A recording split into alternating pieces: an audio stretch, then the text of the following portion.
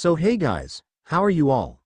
Welcome to. So we are back with a brand new movie on what if depressed Naruto had feeling for Fem Kyuubi after DETROYED by Orochimaru movie. But before we start, be sure to subscribe to our channel and like this video. Now let's begin the story. A shadowy figure rushed past a camera, using stealth to evade detection. The figure silently crept through the dark hallways, avoiding security guards, cameras and other security devices. The figure turned a corner and saw a few guards heading his way. Instantly the figure went back where he had come from. The figure decided to wait for the security guards to leave, but had no such luck as they stopped and started talking about random things that the figure didn't really care about. It wouldn't have been hard for the figure to sneak past them. The problem was that they were standing in front of the room the artifact he was supposed to steal was in. Great, just what I needed. The figure thought. The figure tried to find another way to get inside the room without the guards noticing. As a flash of lightning struck, it illuminated the shadows enough to see that the figure was male, but that was all that you could tell. As the figure tried to figure out a way to get into the room, he leant his head back looking at the ceiling. Instantly he noticed the ventilation system. That works, thought the figure as he looked back around the corner to make sure the guards were still occupied with their conversation, which they were. Silently the figure jumped to the ceiling and stuck to it. A red energy of sword appeared over his hand and soon took the shape of a kunai, and then it turned into one as he used it to pry open the vents. The figure quickly climbed into the vents and replaced the covering.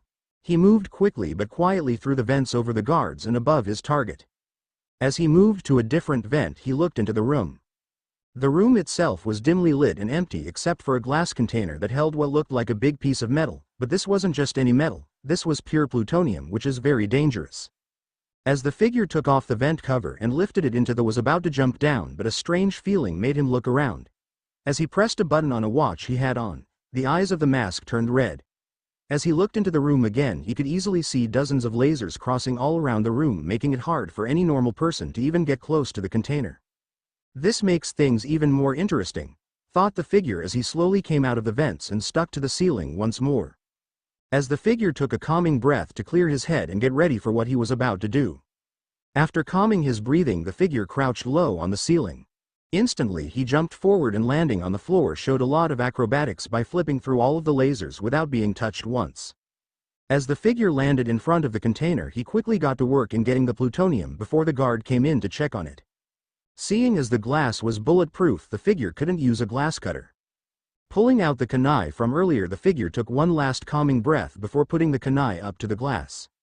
If anyone were to look closely at the blade, they would notice that it started glowing a bit. As the figure finished cutting a large hole in the glass, the figure turned the blade back into the red energy before absorbing the energy back into his body.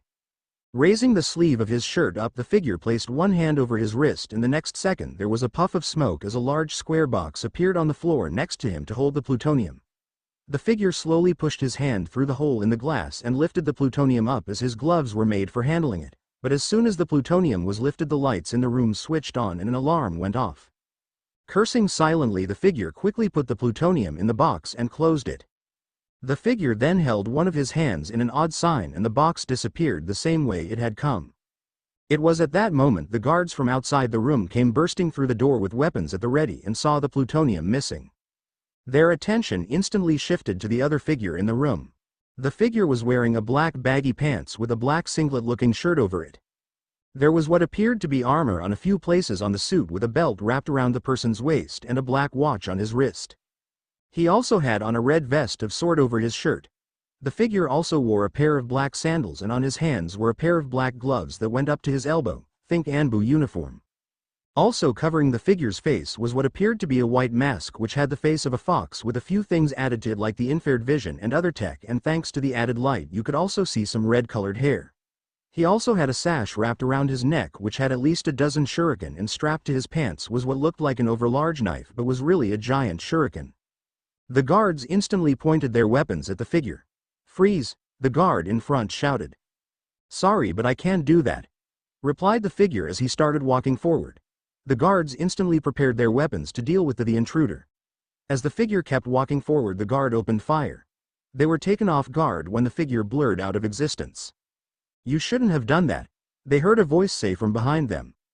Instantly they spun around only for the guard that was in the back to get a punch to the face, followed closely by a spin kick to his stomach.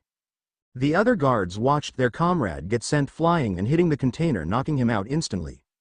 The other guards immediately opened fire but were again surprised as the figure started dodging the bullets with an amazing show of speed. Soon they heard the familiar "C-kick" sound signaling that their weapons needed reloading. Before they could even try though, the figure appeared in front of another guard, gripped him by his head, lifted him up and slammed his head into the ground with a lot of strength, knocking that guard out as well. Not even giving the guards time to catch themselves, the figure appeared between two more guards, once more performing a spin kick to the guard's head, sending the man flying head first into the wall, leaving a large dent. They knew that was one more guard down. The figure followed up by dropping low to the ground and performing a sweep kick, knocking the guard, which was a woman this time, feet from out under her, followed by getting up and dropping one foot down on her chest with enough force to knock her out. The rest of the guards, which were only 5, finally managed to catch themselves and quickly regrouped with each other in a circular formation, hoping that it would give them a better chance. They were wrong. The figure once again blurred out of existence and appeared in the middle of them. Instantly the figure's hands blurred, hitting each of the last 5 guards in the back of their necks, knocking them out. The entire fight took no longer than 2 minutes, and the figure had taken out 9 highly trained guards in that time without using his weapons or killing anyone. The figure was about to let out a sigh until he heard people coming, a lot of people. The figure instantly turned around, ran back and jumped into the vents. He silently placed the cover back on as the room was filled with more guards trying to figure out what happened. As they noticed the plutonium missing, one of the guards instantly called for the building to be locked down and searched for the intruder. Obviously he was in command because the rest of the guards instantly followed his orders except the few that were helping the downed guards. The figure moved silently up through the vents to get to the roof. As he came out on the roof, the figure reached up to his mask and pressed another button. "I have what you need." The figure spoke into the radio of his mask. After a few seconds a voice replied, "Great, now get back here so I can finish my work." "Roger that, Gizmo." The figure replied, "See you back at HQ." As the figure turned the radio off, he heard the door to the roof burst open and a few guards came running out. They had come to secure the roof but were surprised to find the figure standing there. Instantly the guards opened fire. The figure turned around and started running towards the edge of the roof and jumped over the edge. It was a good 50 stories fall to the ground. As the guards ran over to the ledge, they were surprised to see the figure was nowhere in sight. A block away the same figure appeared on another roof in a twister of wind and leaves. "That was a close one," thought the figure as he jumped off of this roof also, except this building was only 3 stories. Landing on the ground, the figure walked up to a black Chevrolet Camaro. Going to the trunk and opening it, the figure took off his mask, revealing blonde hair with stripes of red here and there, showing a wig strapped to the mask, blue eyes and 3 whisker-like marks on each cheek. Throwing the mask into the trunk, the figure grabbed a bag out that had clothes in it. Changing from the clothes he had on before, the figure now wore long blue jeans pants with a white t-shirt and a pair of white tennis. He also had what appeared as a large crafted diamond hanging around his neck by a rope chain, and he still had on the watch. Throwing the bag that now held the clothes he was wearing back into the trunk and closing it back. Jumping into the car, the figure was about to start it until he heard a ringing sound. Looking around before reaching into the gloves compartment, the figure pulled out a cell phone and answered it. "Hello?" the figure asked. Instantly a voice answered, and by the tone you could easily tell it was a female. "Naruto." The voice said. "Are you okay?" asked the figure, now identified as Naruto. Answered the worried person. "I'm fine, Jinx. You should know I can handle myself, so you're okay. Good, because when you get back here I'm so gonna kick your ass. How could you take this stupid mission from Gizmo and not even tell me?" The voice, now identified as Jinx, said, shouted. Naruto instantly pulled his ringing ear away from the phone. As he waited, he heard Jinx finally calm down. "Are you finished?" he asked. "Yeah," came his reply. "Good," Naruto said. "I'll explain when I get back." "You better," muttered Jinx. "See you soon," Naruto replied while hanging up. As he started up the car and drove off, Naruto couldn't stop remembering how much he had changed in the 3 years he had been in this had world. He stopped acting like a dumb idiot and even stopped wearing orange like he did. He still wore it, but not as much as he used to. The 18-year-old had learned many things in the time he had been here, from how to drive to how to use guns, build a few things and speak different languages and fly planes and many other things, thanks to the Kyuubi increasing his brain capacity.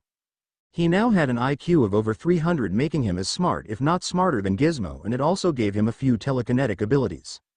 He would have continued his trip down memory lane if he hadn't reached their secret HQ. Their HQ was just an old abandoned 60-story hotel building that Naruto had tricked the mayor to sign over to him using a genjutsu and renovate back to its former glory. Thanks to that, Naruto now owned one of the best and most luxurious hotels in Jump City and never had to pay a cent for anything, and was also considered as one of the bachelors of Jump City, though no one knew how he truly looked since no one had managed to meet the owner. He had also used genjutsu on some of the biggest names in Jump City, making them believe that they had stayed there and had a good time, thus spreading word of the hotel to other big names and helping it to gain publicity, thus the reason for the hotel being one of the best. Their HQ was like a large base right under the hotel that had everything they needed, from holographic training room, robots and anything else that him and Gizmo could think of, and thanks to the income of the hotel they never had to rob money, only other things like the plutonium he had just stolen. Everyone that worked in the hotel were also robots, seeing that you couldn't trust much people with their kind of work. As he pulled into the parking lot, he turned off the car and got out. He then walked into the building, passing guests as he went to the receptionist. "Good day, Mr. Uzumaki, you're back later than usual," the receptionist said. As Naruto looked at his watch, he noticed that it was almost midnight. He then looked up at the receptionist. "Do you have anything for us?" he asked. As the receptionist replied with a negative, Naruto turned and walked to the elevator, and seeing that no one was in it, quickly punched in a code on the keypad.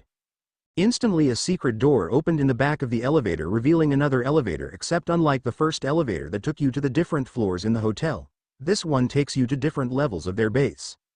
Pressing the button for the lab, Naruto instantly felt the elevator start going down.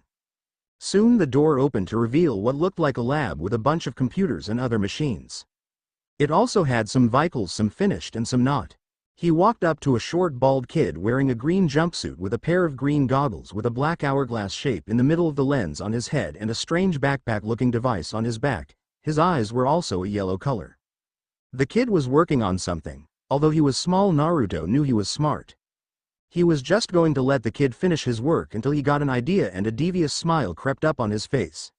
Silently he crept up behind the kid while putting his mouth by his ear. Taking in a large amount of air, Naruto shouted in the kid's ear as loud as he could. "Whatcha doing, Gizmo?" he screamed. Gizmo, as he was identified to be, instantly jumped in the air from fear. Obviously he hadn't heard the elevator or hear Naruto walk up beside him. "What the fuck was that for?" shouted Gizmo after he caught his breath and managed to calm down his heart. As he looked at the laughing blonde, "You need to pay better attention to your surroundings," laughed the blonde. As Gizmo continued to glare at the blonde, a door leading into the lab suddenly opened and in walked a girl. She was a bit tall with pink eyes, and she was wearing a black dress with long sleeves and a pink sash-looking piece of cloth wrapped around her collar. Her hair was done up into two horns and each pointing up in the air and wrapped with black cloth. She also had something resembling a collar wrapped around her neck and was wearing a pair of pink and black striped stockings with a pair of black shoes with low heels. She instantly walked up to the blonde on the floor and gripped him by his shirt, lifting him up, also showing a surprising amount of strength. Instantly the blonde stopped laughing and he had a nervous look on his face. "What's up, Jinx?" he asked. "What's up, Jinx?" the blonde asked the girl, now identified as Jinx. "What's up? That's all you have to say after a stunt like this?" she asked. Even an idiot could tell she was pissed, and quite frankly both of the boys in the room were considered geniuses. "What are you talking about?" asked the blonde, and what he got was a glare before Jinx said, "What were you thinking when you took this stupid mission?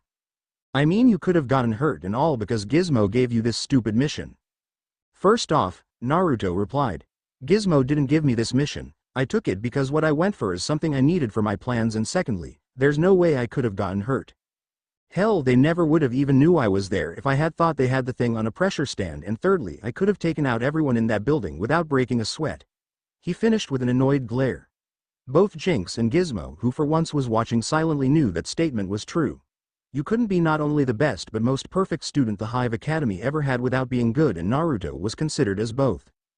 Jinx thought about this, and although she knew he was right, that didn't make her worries lessen any.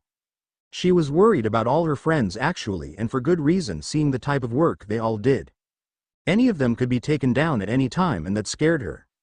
Their group was good, and thanks to Naruto they had a healthy source of income, though no one knew how Naruto had not only got the mayor to sign the building over to him but also get the mayor to renovate it and get so much publicity. All Naruto had said was that it was a ninja technique and left it at that. But that still didn't mean that they didn't do what they were trained to, it just meant that they could go after better things. "I'm sorry," she heard a voice say and instantly looked at Naruto. "I know that you were only worried about me and maybe I should have told you, but there was no time. They were going to move the plutonium tomorrow and then it would have been even harder to get," he said. Jinx, who had already been informed of what Naruto went after thanks to Gizmo, just let out a sigh. It was when Naruto did things like this that she realized she couldn't stay mad at him. His sad blue eyes were just too much for her and she knew he could take care of himself, and that was also the reason she had a crush on him. Naruto might have been very intelligent with scientific or other things like that, but when faced with emotional problems he was very stupid, leaving everyone to wonder if he was ever even in a relationship in his life. "So what did you need plutonium for anyway?" she asked, and at that Naruto remembered his package. Once more putting his hand by his wrist, the box appeared in the same fashion as last time. This was yet another thing that had everyone confused, the way that Naruto could seal things into almost anything. Naruto had explained the technique by telling them that the seals he drew were like a medium used to take whatever he sealed to a sort of pocket dimension and to bring it back. He also told them that he could seal almost anything and showed them by taking a blank piece of paper and some ink and drawing a seal on them. He explained that there were different level seals for different things. After finishing the seal he had moved and drew another seal on a few of the fighter drones. When he had done that he then turned to them and performed a weird hand sign, and in a puff of smoke all the drones he had drew the seal on had disappeared. After a moment he did the hand sign again and the drones appeared in puffs of smoke. Though they didn't understand it, they knew something like that was very useful. As she came back to the present, she watched Naruto grab the box and effortlessly lift it over to a table in the lab. He then turned to Gizmo. "Is it ready?" he asked. "No, the construction drones should be finished soon though." "Good," was Naruto's response. Jinx looked between the two before finally getting angry about not knowing what they were talking about and voiced it. "What the fuck are you two talking about?" she screamed. Instantly Naruto walked over to the computer and then typed in a few commands. A picture soon appeared on the large screen. It looked kinda like a jet or plane of some sort, though she couldn't really tell how it looked because it was only blueprints. "A jet?" she asked, but Naruto just smirked. "A spacecraft," he answered as though it was the most obvious thing. Jinx was now confused. Why did they need a spacecraft, and that still didn't answer what the plutonium was for. "What do we need a spacecraft for?" she asked. Naruto looked at her. "To get to the Centauri prison, of course," was his reply. Jinx was both confused and scared. She couldn't have heard right. Naruto was planning on going to the Centauri prison, one of the most ruthless prisons in the galaxy. She only had one thing to ask. "Why the hell do you want to go there?" she yelled, though Naruto didn't seem bothered in the least. He again went to the computer and typed in a few more commands. Another picture popped up on the screen, except this one was a girl. She had long black hair and black dark-colored eyes. She also wore what appeared to be body armor and a dark-colored miniskirt and singlet-looking shirt and a pair of knee-high boots of the same color. On her waist, by her collar and on the back of her hands were some sort of dark-colored stones that she didn't recognize. "Her name's Blackfire," she heard Naruto say from behind her. "She's a Tamaranian and it also appears she's Starfire's sister, though the two don't get along for some reason," he said before once more typing in commands, and this time a video popped up showing Blackfire fighting her sister Starfire. The two actually looked the same, except where Blackfire wore armor, her sister didn't. Also, instead of black hair, Starfire had bright red hair. She also had green eyes and dressed similar to her sister, except the fact the clothes she was wearing were a pinkish, purplish color and the stones were also green like her eyes. Though the fight didn't last long, it was enough to make Jinx come to a conclusion in her mind. "So you want her because of her strength?" she asked, stated. Naruto looked at her for a few seconds before replying. "Yes, and because she would be a great ally to have and to help strengthen our group." Jinx could see the reasoning behind the idea but didn't like it. After all, this girl might come and mess up everything she had worked for in order to get Naruto to notice her. But she also knew that once Naruto decided on something there was no way to change his mind, but that didn't mean she was letting him do this alone. "I'm coming with you," she said, ready for a negative reply to come from Naruto. She had already thought of her argument for him to let her come but was surprised by his response. "Sure, as a matter of fact I was planning on taking Mammoth as well after all him, and you will work on distraction while Gizmo stays here and guide us and I get her out." She was surprised but instantly realized Naruto had already made plans for this mission. "How long before the jet's ready?" he asked Gizmo as the midget once more joined the conversation. "A few weeks with testing the thing out," replied the midget. There were few things Gizmo took seriously and his inventions were one of them. "Then we used that time to prepare for an advantage," replied Naruto. Jinx looked confused. What did they need to prepare for? She knew that Naruto had planned this and she or anyone else had yet to see any of his plans not work, another reason he had become their leader. "What do we have to prepare for?" she asked. Naruto looked at her before saying, "We need to train to take out these guys, and that's why I am getting Gizmo to try and hack their computers and security cameras so we can get the layout of the prison and hopefully find out how the guards fight." Once again Jinx could see the logic. As soon as Naruto finished, Gizmo replied with a, "Got it." Going to the computers and starting to try and hack the Centauri prison. Jinx only had one last question that she hadn't gotten an answer to. "So what's the plutonium for?" she asked. Naruto once more typed onto the computer and this time suits of some sort appeared. They were full body suits, while the body of the suits were a bit bulky and had spaces between the metal so that the knees and elbows and other joints could move freely but were also protected. The helmets had visors over the lenses, think Halo uniforms. Each suit were custom made to match their users. There was a green one, a large black with gold, a red, and a pink one. She could easily tell which one was for who. The red one had 2 slots on the back and she knew it was for Naruto to put what he called his chakra sabers. They were swords of sort that's only the hilt, but when he pumps his chakra into it, red blades appear. These were just one of the many weapons Naruto had designed for himself. She also noticed the green one was a lot smaller than the rest, but seeing Gizmo she knew why, and the pink one had a more feminine look and not just because of the color. "We need it to power the jet in these," he replied. She instantly understood. The plutonium was a power supply for their equipment. Naruto then looked around and seeing that there was nothing else for him to do, he turned around and started heading for the elevator. Looking back he realized that Jinx was thinking hard about something. Turning around he went and stood in front of her. After a while, with her still oblivious to the world around her, Naruto once more got an evil look. Seeing that Jinx's eyes were glazed over a bit, he slowly went behind her. Slowly he raised his hand and brought it down towards Jinx's butt. With a resounding slap, Jinx jumped into the air from shock and a little pain. She glared around for the culprit and spotted both Naruto and Gizmo laughing loudly. She would have said something had she not remembered where she was hit.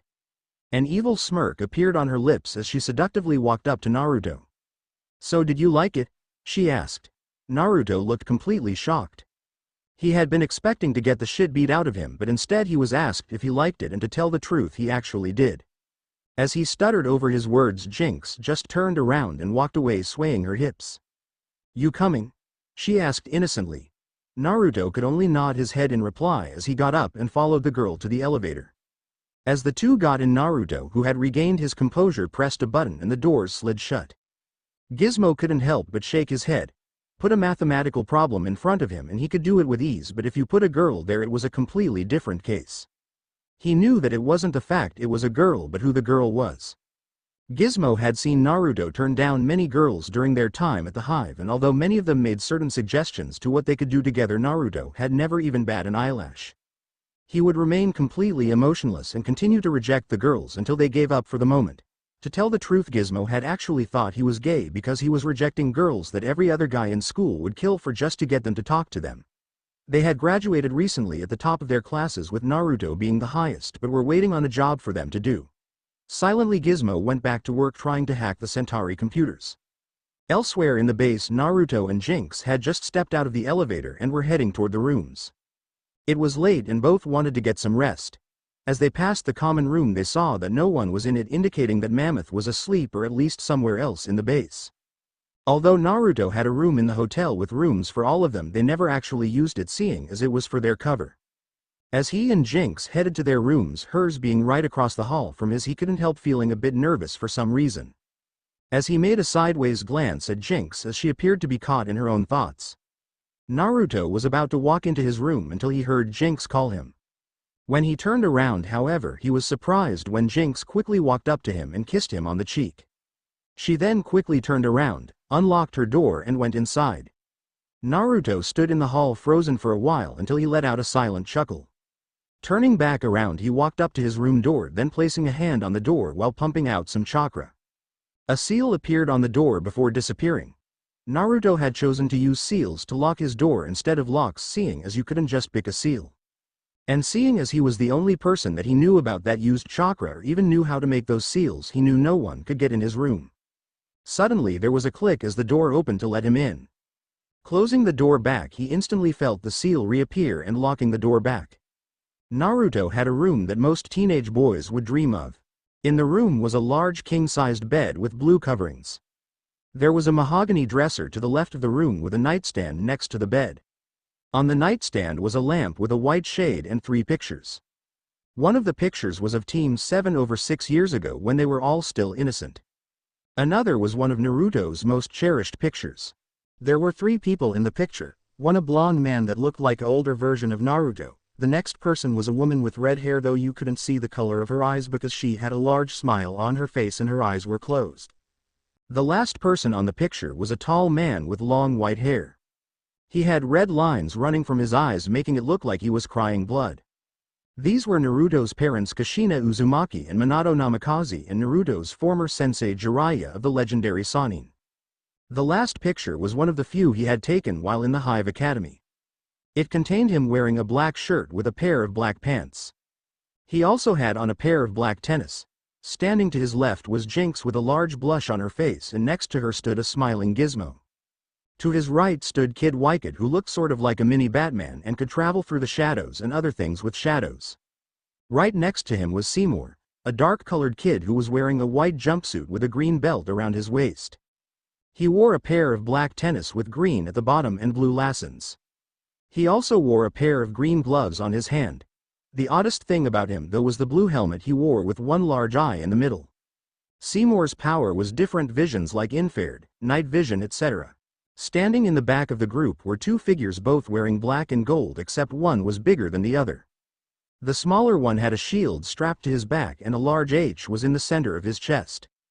This was Private Hive. The other figure had long orange hair that came to his neck in length. You could see from his size that he was strong. This one was Mammoth. Also in Naruto's room was a 70-inch plasma TV in the wall, and in front of it were different kind of games. The wall of the room was a dark blue with pictures of different weapons hanging here and there. There were no visible doors in the room, which would make people believe this was the only room, but that wasn't the case. As Naruto walked over to the wall on his left, he performed a hand sign before a seal appeared on the wall. Instantly the wall opened, revealing a room behind it. This room was Naruto's weapons room. Anybody with a brain could have told you that if they saw it, seeing as the walls were lined with weapons. In the middle of the room was a large table with a chair where Naruto built his weapons. Silently he walked up to an empty spot on the wall. Naruto held out his hand, and in a puff of smoke a gun that looked like a 9mm appeared in his hand, except this gun charged up his chakra and let it out in large pulses. Another reason he built his weapons was because no one else could use them unless you used chakra, and as far as he knew only him used chakra. Putting the gun back into its place, Naruto turned and left the room, closing the wall back and watching it reseal. Yet again Naruto walked to the wall that's right in front of the door. Once more he performed a hand sign and the wall opened. Walking inside the room, it was revealed to be a closet. Everything was neatly organized. Walking up to the section he knew held sleepwear, he quickly picked out a black pants and a red shirt. Naruto then turned around and walked out of the closet, watching as the wall sealed up again. Walking over to the wall that was on his right, Naruto did the routine to open the wall, and this time his private bath was revealed. Each room had one, so it wasn't a big deal. As Naruto started filling the tub with water, he started taking off his clothes. Seeing as the water had reached high enough, he turned off the faucet and got into the tub, relaxing his muscles. Across the hall, Jinx had leaned against the door until she heard Naruto go inside his room. She let out a quiet sigh before remembering what she had done moments ago. Her face instantly turned a deep red as the blood rushed to her cheeks. Jinx couldn't believe she had just kissed him, though only on the cheek. Jinx's room was a dark pink color, and unlike Naruto, she had pictures of her time at the Hive Academy all over the walls. Like Naruto, she also had a king-sized bed with pink coverings and a nightstand by her bed. She had a full-body mirror in the corner, and there were 2 doors, one leading into her closet and the other into her bathroom. On her nightstand was a lamp with pink shade and a picture. And she had a dresser on the right side of the had let each of them design their rooms how they wanted when he let them come live with him so that they could be more comfortable. She also had a 30-inch plasma TV in her room with a DVD player and a few movies. Jinx took off her clothes, leaving her in only her underwear, and climbed into bed. She had already took a shower and gone to bed until the receptionist called her and told her Naruto had returned like she asked her to. As she laid in bed, she couldn't help thinking of Naruto and the shocked look on his face when she had kissed her. She turned over on her bed and grabbed the picture off the nightstand. Surprisingly, it was the same one Naruto was looking at. She couldn't believe how much she was blushing just by standing next to Naruto, although that was a few months after he had first arrived. She placed the picture back on the nightstand before snuggling up under the covers and going back to sleep. She knew she would have a long day ahead of her. Back down in the lab, Gizmo was still trying to get into the Centauri computers to hack the video cameras. He wasn't having much luck, however, as the computers were revealed to be better than he thought. He kept trying though, just to make sure Naruto had an advantage. He might never really say it, but he was grateful to Naruto because he gave him a home and enough equipment to build whatever he wanted. Him and Naruto were the technicians of the group, though Naruto left most of the tech stuff to him. He knew Naruto could build things just as good if not better than him, and sometimes he even showed him where he could improve his designs. In 3 years Naruto had read tons of books on many subjects from all over the world, and thanks to his photographic memory he remembered everything he read. When they had graduated they had nowhere to go, but then Naruto had showed up and told them that they could stay with him. And it was for this reason that Gizmo didn't want to let Naruto down. He kept trying to hack the computers. He wouldn't give up no matter what. Back with Naruto, he had just finished his bath and was going to go to bed until his stomach grumbled.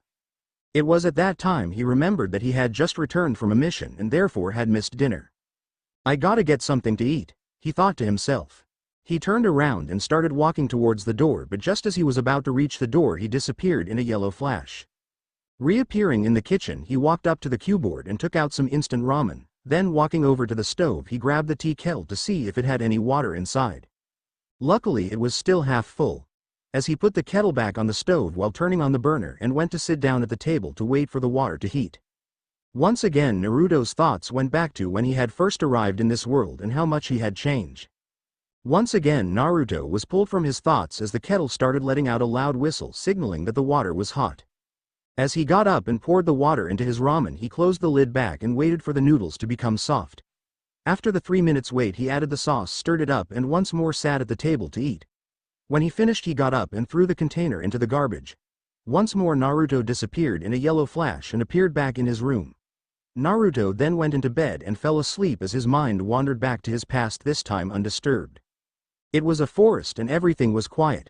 Suddenly a blur shot past through the trees, with the only proof being the dropping leaves that were pulled from the trees by the figure's speed.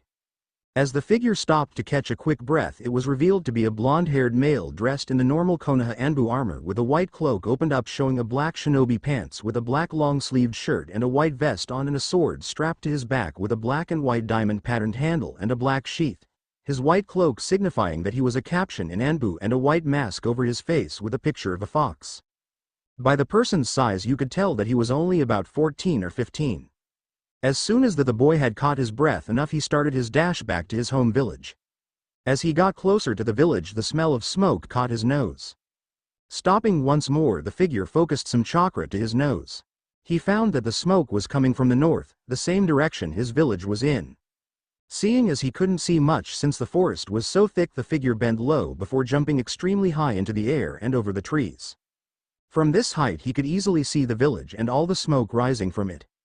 He also noticed that a few places in the wall around his home were missing large chunks, meaning that something big had passed through the wall. As soon as the figure landed on the ground he dashed forward, adding chakra to his feet to increase his speed more. When he reached the front of the gates he jumped from inside the forest surrounding his home and ran through the gate. He immediately stopped in his tracks from the sight he saw. The entire village was nothing more than rubble except for a few buildings that were still standing, and even those looked like they were ready to fall, and there was fire and blood all around. Bodies of ninjas and civilians alike were thrown all over the place, some missing limbs and others too disfigured or burnt in some way to even recognize. The figure couldn't believe his eyes. He slowly pulled off his mask, revealing teary and disbelieving blue eyes and 3 whisker-like marks on each cheek, revealing the face of Naruto Uzumaki. The only other time he had ever seen the village in a state like this was a few months ago when Pain, the so-called leader of the organization Akatsuki, had come looking for him and had destroyed the entire village, killing almost everyone in it. But even so he knew it couldn't be anyone from Akatsuki, seeing as they had hunted them all down and killed them, and he had killed the real leader of the group, Madara Uchiha, with the Kyuubi's help. He even had each of their cloaks and rings, and he had 2 of Madara's masks. He had figured that in order to extract the bias from their hosts they needed the rings, so if you killed a member once they retrieved the rings they could recruit more. So he had started taking the rings and cloaks so that couldn't happen. Though he still didn't manage to save the 8 Tails Jinchuriki, seeing as he saved his life by letting the Akatsuki capture him, meaning that he was now the only Jinchuriki left. Who could have done this? He cried to himself, as he walked slowly through the village trying to see if he could find any survivors, though he doubted that. He walked to the spot where the Hokage building used to be and noticed the Hokage herself laying there dead. He walked next to the body and dropped to his knees next to it. He silently pulled the body, which was covered in blood, up into a hug. "Ba-chan," he cried as he looked at the woman who was like a mother to him, now dead, in his arms. As he made as much shadow clones as he could, he slowly lifted the blonde Hokage up and started walking. The rest of the clones already knew what was going to happen, so they set out to do their jobs. They gathered all of the dead bodies from infants to old people and brought them to someplace that was cleared. There was the entire Rookie 9, all of his friends and people that he considered family, from Sakura to Konohamaru, all now dead, though some of the people looked like they had their clothes ripped off. As they laid the bodies of all the people from the village down side by side, the clones backed off. Saying a silent prayer, Naruto and his clones began to form hand signs. "Earth style. Swamp of the underworld jutsu," shouted Naruto and his clones at the same time, instantly burying the people of his village. As Naruto was about to start crying again, a clone appeared next to him with something in his hands and a pissed look on his face. Not even saying a word, Naruto took the item from the clone before unrolling it. He immediately had a look just like his clone's plastered on his face. The item was revealed to be what looked like human skin, except it was pale and had long black hair hanging from its head. Around the holes for the eyes were purple marks. Naruto instantly knew who did this. "Orochimaru," he growled. Suddenly he heard a voice behind him. "Hello Naruto-kun, it's been so long since we last saw each other," the voice said. Naruto recognized the voice and instantly spun around, his eyes opened wide. Standing in front of him was a boy of about 16 with raven black hair stopping at his chin. He wore a black baggy pants that stopped to his ankles and a purple rope tied around his waist. He wore a large white shirt with the front opened a bit, showing his chest. On his feet were a pair of black sandals, and he had on a pair of elbow-length black gloves. Strapped to his waist slightly behind him was a sword that didn't have a hilt and was white with a black line running through the sheath and the handle. The most surprising thing about the figure, though, was his eyes. Unlike normal eyes, the boy's eyes were red with 3 black comma marks in each, forming a circular pattern, and the normal white around it. "It seems that you have managed to make Enbu caption as well, though the last time I saw you, you were a genin," the boy said with a sick grin on his face. Naruto recognized the boy, but he knew that he didn't act like this. Instantly recognition came to his eyes. This wasn't Sasuke Uchiha anymore, this was Orochimaru in Sasuke's body, which pissed Naruto off even more. "Orochimaru, you bastard," shouted the blonde. "How the fuck could you do this to your own village?" asked the blonde. Orochimaru in Sasuke's body just chuckled before replying. "This hasn't been my village in years and you know that," replied Orochimaru. "But if you mean how could I kill everyone, then that's simple," said Orochimaru before snapping his fingers.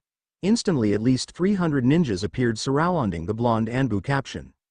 Naruto cursed himself for not sensing them earlier, though he wasn't expecting the people who did this to still be here. "You see, I created my own army just for this," said Orochimaru. It was at this time that Naruto noticed something before letting out a gasp of shock. Each one of these shinobi had a curse mark on them, allowing him to figure out how Orochimaru still had so much men left. Orochimaru, seeing that Naruto had noticed the curse marks, chuckled again. "I see you noticed," said Orochimaru. Naruto knew that the village wouldn't stand a chance against this much curse mark powered ninjas unless they had 2 of the Sanins and him. "You see, I had a spy watching the village for a while to see when you would be gone long enough for me to make my attack, and luckily you got that assassination mission that took you all the way to Kiri. After all, I know that if you were here then you would have made things too difficult and would have fucked up all my plans. After all, the person who killed Madara and most of the Akatsuki is not to be taken lightly, and add the fact that you're the Kyuubi's Jinchuriki and have gained some sort of control over its power, or so my spies have said, then that would have made my plans impossible. But don't think I didn't reward my army for their services. I let them have fun with the women of this pathetic village before they killed them.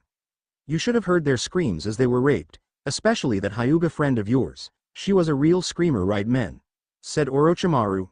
Orochimaru's army yelled in agreement and some chuckling evilly, remembering the fun they had with all the women of the village. Naruto couldn't believe what he had just heard. That explained why some of the villagers' clothes looked like they were ripped off. They had been raped and he couldn't help them because he wasn't there.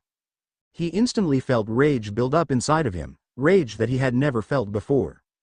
Not only had everyone in his village died, but some of their last moments were spent being raped by men and some women that they didn't even know. Naruto looked up with rage in his eyes to see Orochimaru's army still talking about the fun they had with the villagers, with Orochimaru standing in the front with an evil grin on his face staring at him. Oh come now Naruto-kun, don't look at me like that, I might get the impression that you don't like me. But seeing that you are in so much pain, I'll let my men end your life quick. Said Orochimaru. He was going to give the order until he heard Naruto speak. Shut up you bastard, I'm going to kill your entire army, then I'll kill you nice and slow. Said the blonde with pure malice in his voice. It was at that time Naruto entered his mindscape. Naruto's mindscape looked like a sewer with a bunch of hallways going off into different areas. Any other person would get lost in this maze, but Naruto had been in here enough times to know exactly which way to go. He quickly walked down certain corridors until he reached a large room with a giant cage in it with a piece of paper in the middle of the cage with the kanji for seal on it. He walked up to the bars before shouting out, Kyuubi, I know that you're aware of what's going on. I came to make a deal with you. Something inside the cage started to stir before two giant red slitted eyes opened. I am listening, Gaki, replied a deep voice. Naruto quickly told Kyuubi his deal. I'll release you from the seal and all you'll have to do is make sure everyone who destroyed my home dies. Naruto said with anger and grief in his voice. The Kyuubi thought about it before replying, no. Naruto couldn't believe it. The Kyuubi who always asked him to free him was denying a chance to be free. What? Naruto shouted. I thought you wanted to be free and now that you have a chance you're not taking it. He asked. How could you not take it? He asked. Kyuubi just sat there and looked at the blonde before replying. It's not that I don't want to be free, it's just that it's too late for me to be resealed from you. Said the Biju. Naruto just stood there looking confused before asking. What do you mean it's too late? The boy asked. The Kyuubi looked irritated before deciding to answer the blonde. I mean that even if I wanted to be free I couldn't, seeing that our souls are almost completely fused. And that would mean that if you die then I die even if you remove the seal. Naruto was shocked, he didn't know the seal was fusing their souls together. Then a look of fear came on his face. Does that mean that you and I were going to become one? He asked the beast. Kyuubi just shook his head negatively before replying. No, it just means that when you die I die, but don't worry, you and me we're never going to become one. Naruto sighed in relief, but then he remembered what was going on.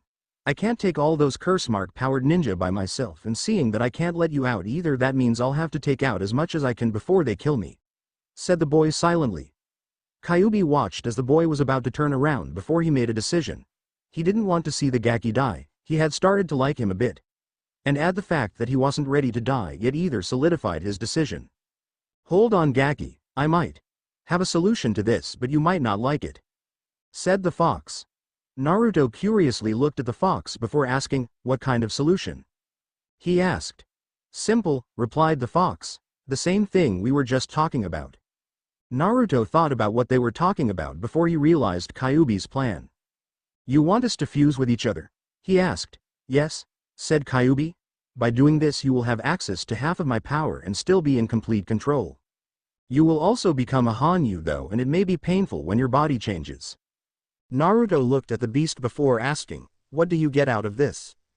Kyuubi was expecting him to ask this and he just replied, I get to live longer and I get to watch you rip Orochimaru and his pathetic army to shreds.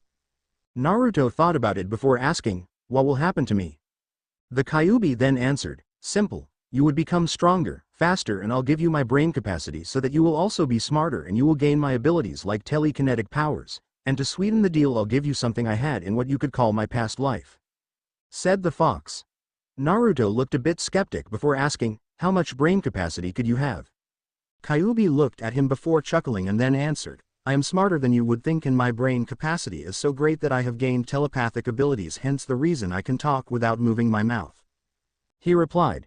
Naruto just nodded his head before asking one last question. You said I would get something you had in your former life. Does that mean you died, and what is it?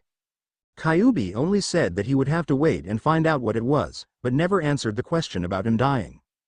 Naruto thought about the Kyuubi's deal for a while before coming to a decision. I accept your deal as long as I'm able to wipe that sick smile off that Tami's face. The Kyuubi smiled before telling Naruto what to do. Okay Gaki, the first thing you need to do is halfway take off the seal, then lay on the floor and prepare to experience the most painful thing that has ever happened to you. After Naruto had halfway taken off the seal, he went and laid on the floor.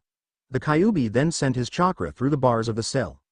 The chakra surrounded Naruto and then suddenly it formed some sort of seal on the floor that was glowing with Naruto in the center. Suddenly the seal on the floor moved toward Naruto and started sticking to his skin, covering him in seals. Then the pain started. The Kyuubi was right, this was the most painful thing that he had ever felt. Outside of Naruto's mindscape, Orochimaru had thought that Naruto had given up since he wasn't moving. Again, he was going to give the order for his men to kill him until he felt a powerful surge of chakra coming from the boy. The chakra was becoming visible now and he watched as Naruto started shaking. Suddenly he heard a crack which sounded like bone breaking and he looked at Naruto and was surprised by the sight before him. He watched as Naruto started smoking and suddenly all of his skin started melting off, followed by all his muscles. Soon the only thing left showing on the boy was his organs and Orochimaru could see his heart beating extremely fast. Orochimaru watched as Naruto's skeleton started to stretch, making him a few inches taller, and his teeth started lengthening. He watched in plain horror as Naruto's organs seemed to get a little bigger. After that he watched as all the muscles started to grow back, except he could see that they were more packed and stronger than any normal human muscles could ever become. He then watched as the skin started to grow back, revealing that it now had a nice tannish look to it. Then his hair started growing back, but instead of just blonde it had stripes of red in between, almost making it look like his head was on fire. His ears had also become slightly pointed, though no one would actually notice them. The blonde didn't move, however, which gave Orochimaru his chance to make his order. He looked behind him to see that his entire army had a look of fear and disgust on their faces. He quickly took charge and knocked his army out of their trance. Kill him! He shouted, and immediately everyone took out kunais and shuriken and threw them at the boy. Orochimaru was smirking, thinking that he would finally kill the boy that always messed up his plans. Orochimaru's victory was cut short, however, by what happened next. Inside Naruto's mindscape, he was screaming his head off from the pain. Sure, he had been warned, but he wasn't expecting it to be this bad. As he felt the pain start to subside, he heard the Kyuubi speak. It's done now. You should be able to handle Orochimaru like this, though I will have to give you some more training to control your newfound strength and speed. Naruto slowly began to stir before sitting up, or at least trying to. Immediately he felt a rush of pain before he dropped back down. Don't worry, that should stop soon, he heard the Kyuubi say. Naruto could only nod his head before looking at the beast. Instantly he noticed the Kyuubi was smaller. What happened to you? He asked. Kyuubi just looked at him before replying. I don't have all of my power, since your father only sealed half of it in you and the other half he sealed somewhere else for you to get when you were ready, though I don't know where. Naruto only nodded his head. He already knew about his parents and everything else, and he also knew where the next half of Kyuubi's power was sealed. Tsunade had taken him to where all of his parents' belongings were, but he wasn't ready to get them yet. That can be solved, replied the blonde. Kyuubi's eyes instantly shot open in surprise. You know where it is? He asked. Yeah, I'll get it after I finish with Orochimaru Teme, was the blonde's reply. Finally feeling the pain stop, Naruto once more tried to sit up, and this time he was successful. He looked down at the water in front of him and immediately noticed all the changes. He noticed the stronger muscles, the different colored hair and everything. As soon as Naruto noticed, he looked up at the Kyuubi. You were right.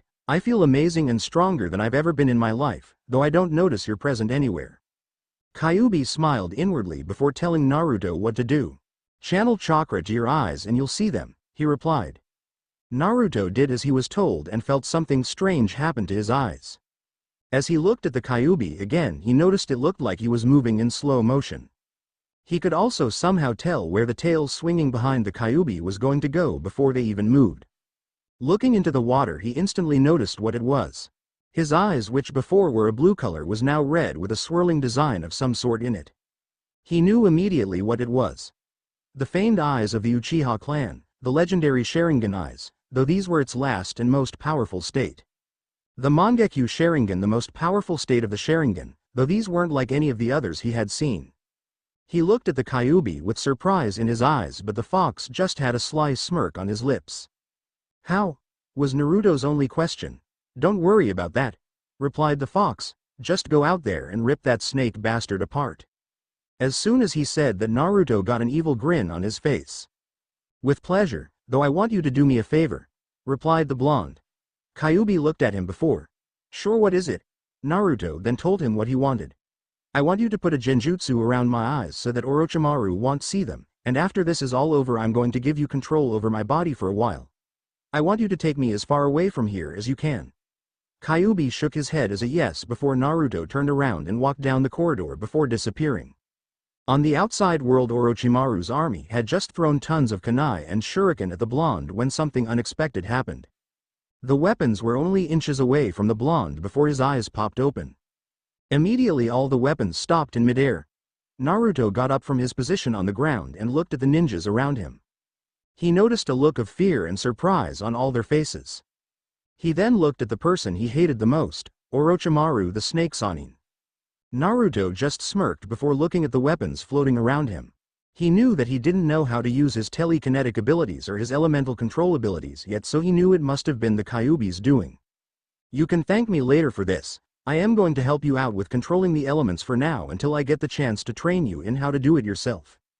Naruto inwardly nodded his head in thanks to the Kyuubi before raising his right hand with his fist closed. "You took away everything that was precious to me," started the blonde in a deeper voice than normal, "so now I will take away your lives." All the ninja there were scared by the power the blonde ninja was showing before one got brave. "Yeah, right, there's 300 of us and only one of you, and not to mention that we have been gifted with Orochimaru-sama's new curse marks," shouted the ninja. This got all the other ninjas riled back up as they remembered the odds and the power they had, completely ignoring the fact that he had stopped their weapons barrage without even moving a finger, and the fact that those weapons were still floating around him. Hearing the ninja speak and seeing him encourage the others made Naruto look at him and smirk. "Nice speech. You managed to get them all riled up again, meaning this won't be as boring as I thought. Unfortunately, though, I'll have to kill you first." Before anyone could even say a word, one of the kunais spun around in the air before flying back towards the on that spoke, going through his neck and killing him instantly. Naruto then looked at the rest of the ninja surrounding him before screaming, "You all die here." Then without warning, Naruto lashed out with the weapons. The ninja didn't even know what happened. 1 minute they were listening to one of their own give a quick speech of encouragement to them, and then the next minute he was dead, with a hole in his neck. Before any of the other ninjas could even react, all the weapons that were floating around the blonde shot out like bullets, taking out every ninja on the front line in a couple seconds, which was at least 50 ninjas. The rest of the ninja, finally realizing what was going on, looked at the blonde, some with hatred because of the possible friend and family he had just killed, and some with fear seeing the power of the boy again. Orochimaru stood by his army with only hate in his eyes. He thought the kid might just give up when he returned, seeing everything he held dear destroyed and having no other reason to fight, but instead it seemed that he had totally pissed the kid off. Instead of giving up, the kid had gotten stronger, and only in a few seconds. Add the fact that it seemed he could stop their weapons without even moving, and you had a big problem on your hands. Looking at his men, he repeated his order one last time. "Kill him," he shouted, and so did his army. Instantly jutsu started getting thrown at the blonde. Naruto looked around and everything appeared to be moving in slow motion. It was obvious Kyuubi had done as promised, since he looked right at Orochimaru and he didn't seem to notice his Mangekyo Sharingan copying all the jutsus thrown at him before he dodged the jutsus. As Naruto turned around, he saw a ninja performing hand signs with him, copying them with ease. As soon as the ninja was finished, Naruto heard him shout the name of his jutsu. Fire Style, Grand Fireball Jutsu. Naruto just stood there with a smirk on his face as the large fireball got closer. When it was right up to him, Naruto lifted his left hand and made it look like he caught the fireball, stopping it in its tracks. Naruto's smirk grew wider before he spoke. "Don't play with fire or you're bound to get burned," he said before he pushed his hand forward, sending the fireball back with twice the speed it had come at him with. The ninja, not expecting this, didn't have time to dodge as the fireball hit him and exploded, catching 2 more ninjas and killing them instantly. The rest of ninjas surrounded him instantly, angrier now more than ever. He watched as they each started up a jutsu, with him copying each and every one thanks to his Sharingan. As the different jutsus hit the spot Naruto was standing at, all the ninjas started cheering, thinking they had finally killed him. They were surprised, however, when they heard a voice shout out behind them. "You're all pathetic excuses for shinobi." The voice shouted, which pissed the ninjas off even more. Spinning around the army, and Orochimaru saw Naruto standing behind them without even a scratch on him. He looked completely bored. "If this is the best you idiots have, then I guess I better finish this," he said. "But don't think I won't make it extremely painful for each and every one of you for what you've done," he finished. "Okay, I've had enough of this little fuck," shouted one of the ninjas before he started transforming. He grew a few feet before his body started to turn a grayish color. His muscles then started expanding, making them bigger, and his teeth and nails lengthened and got sharper. His ankles then snapped backwards, making them look like they were in the wrong direction. Following that, the mon's mouth started to stretch out, giving him the mouth of an animal. He then dropped down on his hands and knees before the bones of his spine started stretching out, coming from his back, making it look like he had spikes on his back. Altogether, the man was now a complete monster. Seeing their comrade change, most of the others started to as well, changing into monstrous figures. The few, which were about 20, that hadn't changed only smirked along with Orochimaru. Naruto, however, didn't even seem bothered by the ninja's transformations, but instead he was looking at his nails as if he was bored. Feeling annoyed, all the monsters attacked the blonde, with the ones who hadn't changed staying back and looking for openings to attack. They were sure their comrades would rip the little annoying bastard to shreds. Oh, how wrong they were. As the first monster rushed the blonde and tried to jump on him, he was immediately grabbed from the air by his throat. Naruto stood holding the larger beast up in the air with one hand and didn't even seem to be trying. Looking at the beast in his hand, Naruto just shook his head in disappointment. All these men and women had turned themselves into monsters just to get power. Sure, he had done the same thing in a way, but he had done it to avenge his village and all the people that were tormented, so that they may rest in peace in the afterlife. Once more looking at the beast in his hand, Naruto just drew back his right hand before sending it forward. He watched as his hand punched straight through the beast's chest, destroying its heart and leaking black-colored blood. He watched as after he dropped the beast, it started turning into the man it was before. The rest of the monsters roared in outrage before rushing the blonde altogether. Just as they were about to reach him, a few earth spikes rose from the ground, taking out about 10 of the beasts by piercing them through the heart and injuring some that didn't manage to dodge in time, though he saw the wounds were healing. Once more the beasts charged, and Naruto decided to use them for a little bit of practice. He concentrated before holding out his right hand. As soon as he did this, one of the beasts charging him was lifted into the air by an unseen force. Naruto looked at the beast, smirking before closing his opened fists. The beast was instantly crushed, which caused blood to start raining down on some of the others, but they didn't pay it any mind.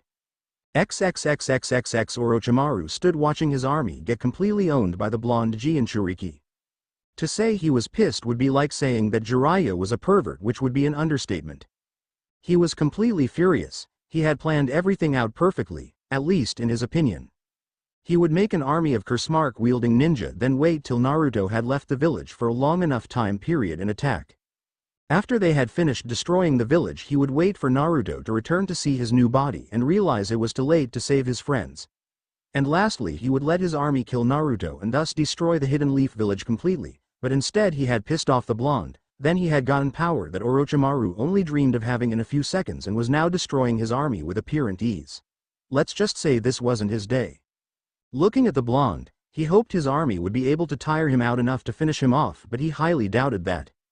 He had a feeling that this wasn't all the power the blonde had, and he was right. Naruto didn't know it, but Kyuubi was holding most of the chakra back for a reason. Orochimaru would never admit it, but right now he was completely terrified. Naruto was winning and he hadn't even so much as used a jutsu yet. Orochimaru really wanted to see what this power boost would do to Naruto's jutsu, but the blonde wasn't using any. He continued to watch as his army was taken down one by one. An army the largest of the 5 great nations couldn't beat was now being slaughtered by one man, no one boy, and it was completely frustrating. How did he get this power? Thought Orochimaru. Is this the Kyuubi's doing or something else? He wondered. He would have kept trying to come to a conclusion about these events, but he was interrupted as one of his men's body came flying at him, completely split in half. Thanks to years of experience he was able to dodge and finally looked at the battle to see what was going on. What he saw he didn't like. His men were still falling like flies and he knew that he and Naruto would have their battle. XXXXXX back with Naruto he was dodging and killing monsters all around. So far he had taken out at least half of Orochimaru's army and didn't even feel winded. This isn't even half of your power, he heard a voice say before his eyes popped open. This isn't even half, so how much is it? He asked disbelievingly. He heard the Kyuubi make a small hum noise before replying.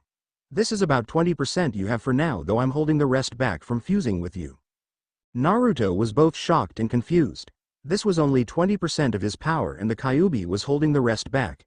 He instantly asked the Kyuubi why he was holding back the chakra. Kyuubi was silent for a while before answering. I was going to just let all the chakra fuse with you from the beginning, but after I found out you know where the second half of my power was, I stopped the chakra from fusing completely. That still doesn't answer my question, replied Naruto while ducking under one of the monsters, spinning around making a complete turn while dodging the beast.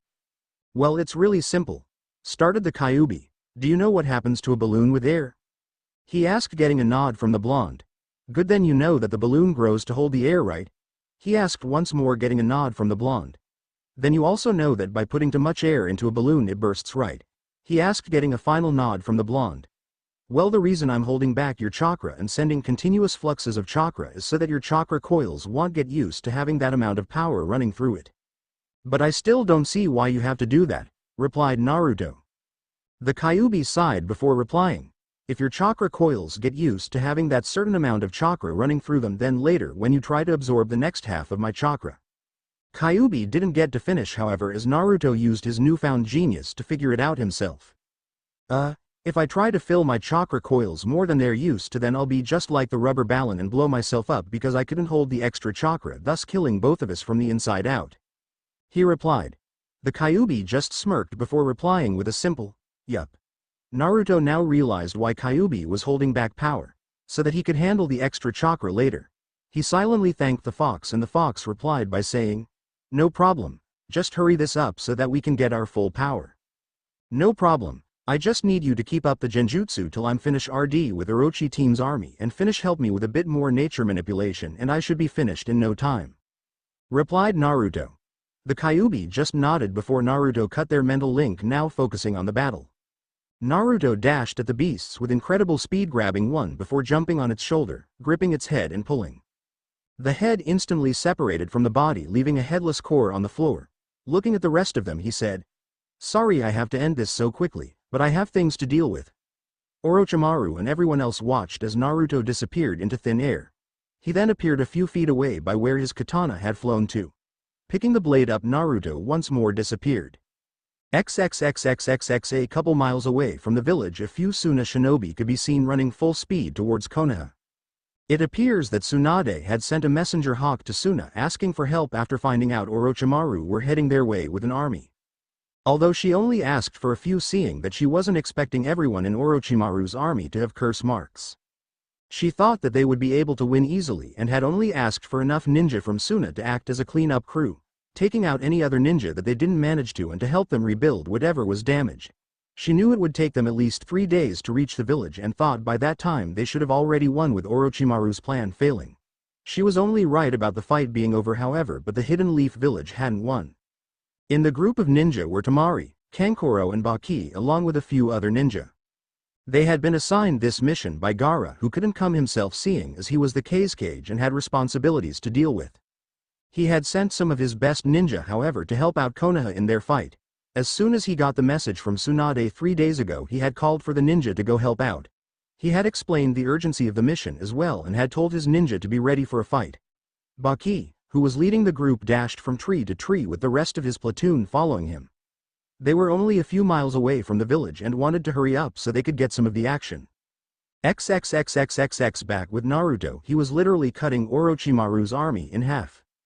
Every time he disappeared, he would reappear and cut one of Orochimaru's men in half, either vertically, horizontally or any other way, and using all sorts of nature manipulation, from fireballs he held in his hand to what looked like lightning shooting from his hands.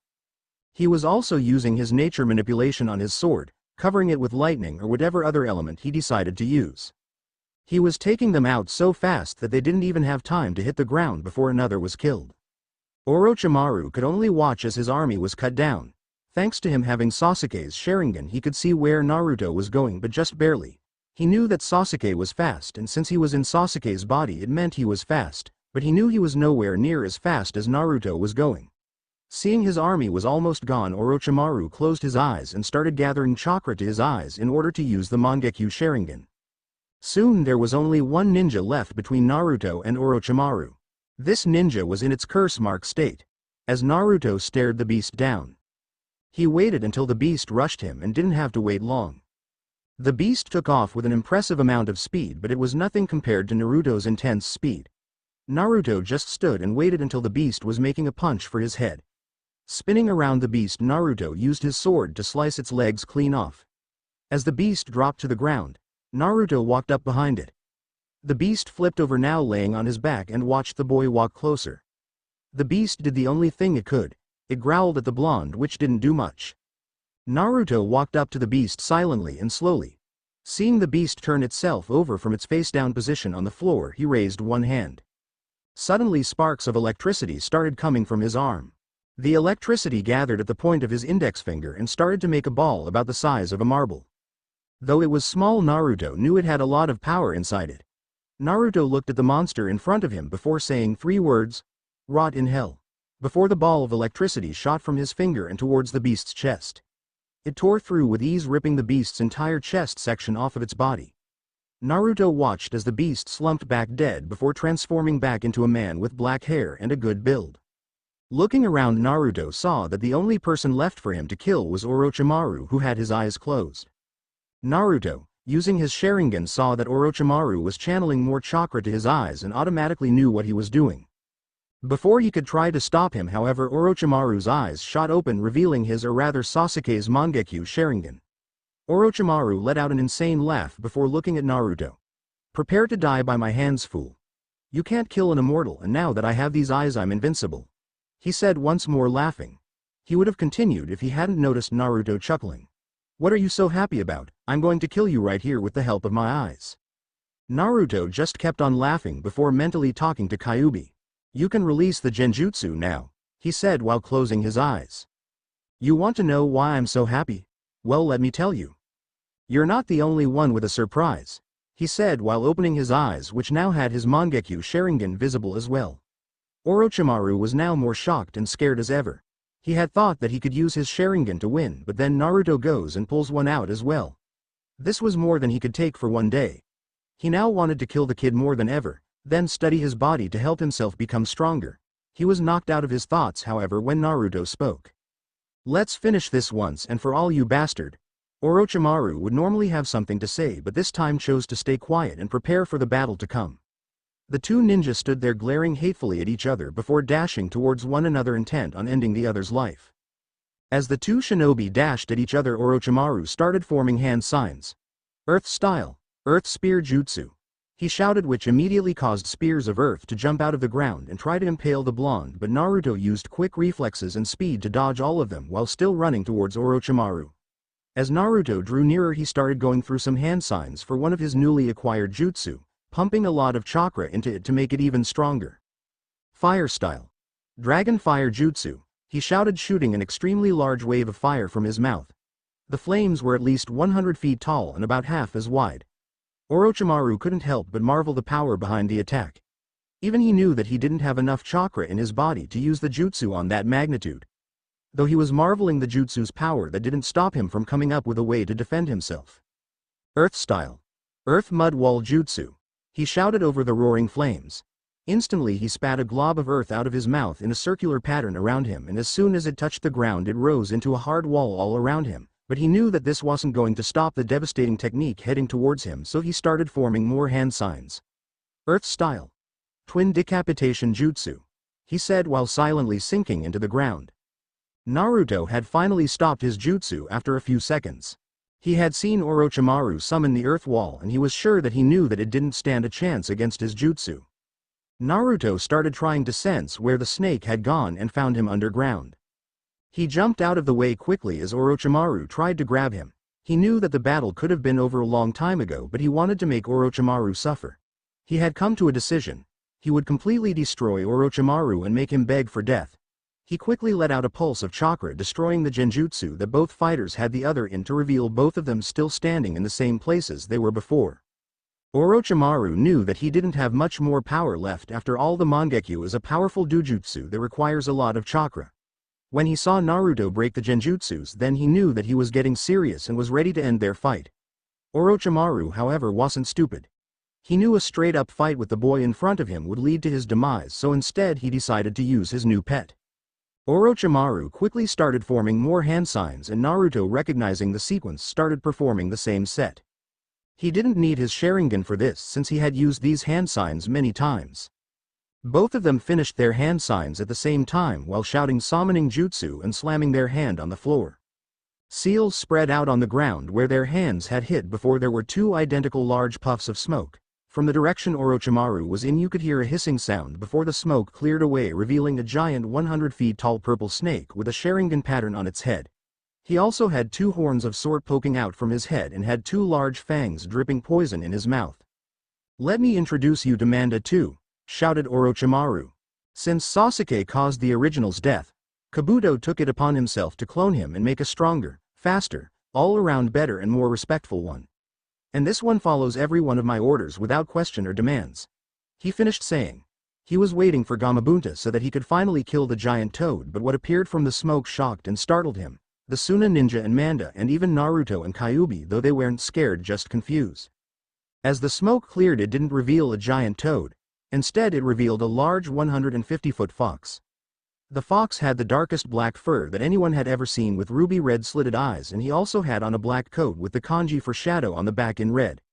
The fox looked confused for a while before looking around and growling. "Who of this pathetic world has dared to summon me?" he shouted, the power behind it letting off a slight shockwave. Naruto, finally getting to his senses, jumped onto the fox's nose and looked directly into its eyes, since he was too small to look in both, before replying without a single hint of fear because he knew that he could cancel the summoning if things went wrong. Naruto quickly looked over the fox's face and watched as the fox looked over him with anger clear in his eyes. Naruto, seeing enough, decided to speak.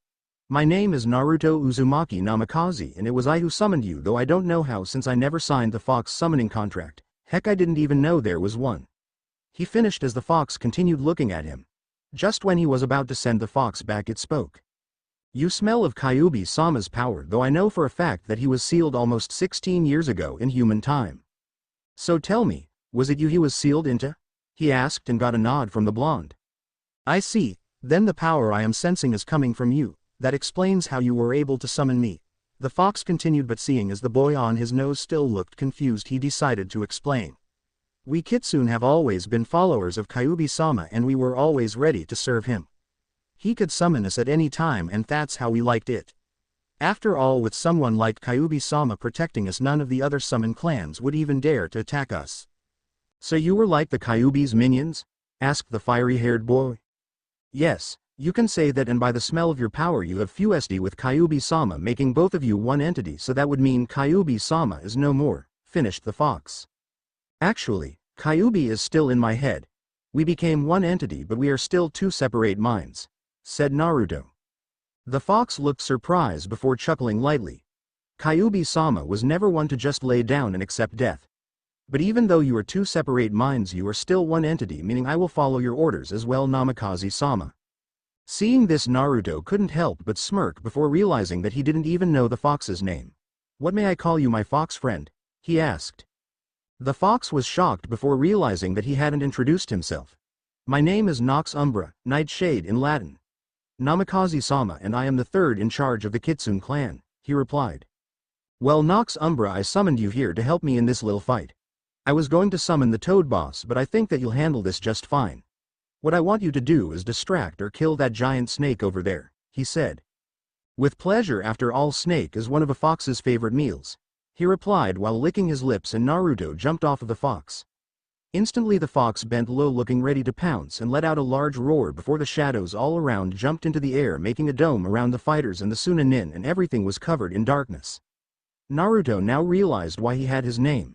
Though everything was covered in darkness, Naruto could see perfectly. He didn't know how but he could. This is a kitsune technique designed to blind an opponent, though it doesn't work on strong kitsune, hence the reason you can see so clearly. He heard the Kyuubi say before sensing something nearby. Since he was so caught up in the fight he hadn't realized that they were being watched, and by the feel of the chakra signatures they were mostly wind users with some earth jutsu abilities. Instantly he disappeared in a burst of speed, appearing a second later right in front of the group, who were identified as being Suna Shinobi. He walked up to the one he recognized as Tamari. "What the hell are you doing here?" he asked calmly, though the response was them trying to find where he was since he knew they didn't recognize him. XXXXXX with the Suna Shinobi. The Suna Shinobi watched as the two persons stood glaring at each other for a while. They could sense the chakra and had realized that they were fighting using genjutsu. Instantly though, the two fighters started performing hand signs before slamming their hands on the ground, and two extremely large animals appeared. The first was a giant purple snake and the second being a black fox wearing a coat, and since its back was to them they easily saw the kanji for shadow in red on the back of the coat. They watched as the fox looked around for a while before shouting, "Who of this pathetic world has dared to summon me?" it asked. They watched as the figure that was on its head jumped down to the front of the fox. They then listened for a while as the fox started talking about the Kyuubi and heard the fox say that its name was Nox Umbra. They then heard the fox say that snake was one of the fox's favorite meals before crouching low to the ground and let out a vicious roar. Just when they were thinking that things couldn't get any worse, they were proven wrong as the shadows from all around them jumped into the air, covering everything in darkness and making it hard for them to even see a foot in front of themselves. Then, as if to make matters worse, they heard someone speak right in front of them that sounded a bit familiar. "What the hell are you doing here?" they heard the voice ask before they started looking around, stupidly looking for the owner of the voice. Naruto stood looking at the Suna Shinobi before realizing they weren't going to answer as long as they thought he was an enemy. So he decided to take them away from the battle so they didn't get hurt. He gathered chakra and was about to perform the cross hand sign when there was a puff of smoke beside him. When the smoke cleared, there stood 4 exact clones of Naruto, all looking shocked by what had happened. He had performed a jutsu without even doing a hand sign. He thought it was Kyuubi and was about to thank him, but the fox, who heard what he was thinking, decided to speak. "I didn't do it. You just figured out how to perform jutsu without hand seals," he said. Naruto was shocked. He didn't know how, but he had just found a secret that could have helped any shinobi alive. He would have continued his thought if he hadn't heard people moving and remembered what he was doing. He instantly let his clones grab 2 people from the group each while disappearing in a blur of speed, the only sound being the person's scream of terror. Soon Naruto's clones had taken everybody outside the wall except for Kankuro and Tamari, who had managed to find one another in the dark and were now standing back to back waiting for an attack. XXXXXX with Kankuro. "Shit, we're going to die here," thought Kankuro as he heard all the people of the group he was in scream in terror. He was completely terrified now. As he crept through the darkness, he pulled the bandaged item from his back and quickly unwrapped it to reveal Caruso, one of his puppets. He was ready to attack at a moment's notice, but everything was too quiet and he couldn't sense any threats. As he walked, he bumped into someone and quickly sent his puppet to attack, catching the person in its insane grip. He smirked in triumph as he walked up to see who he caught, though it wasn't who he was expecting. XXXXXX with Tamari. Tamari was like everyone else, wandering around aimlessly in the dark. She was with Baki and a few others, but after the first one of their group was attacked, they separated. Soon she heard the screams of everyone else that was with her as each of them were attacked. "What the fuck is going on? We're all just going to die," she thought. To say that she wasn't scared would be a lie. After all, she knew that Sasuke Uchiha, they don't know it's Orochimaru, was someone that could kill her 100 different times before she would even land a scratch on him, and by the looks of that other guy he appeared to be stronger and faster than Sasuke, meaning that he was probably more dangerous as well. She had her battle fan out ready to attack and defend at a moment's notice, but was surprised when she walked into someone. She immediately started to carry her fan back to deliver a powerful blow to whoever it was, but was surprised as something wrapped tightly around her. She tried to break free, but the grip was too strong. That's when she heard footsteps heading her way. "Okay, who are you?"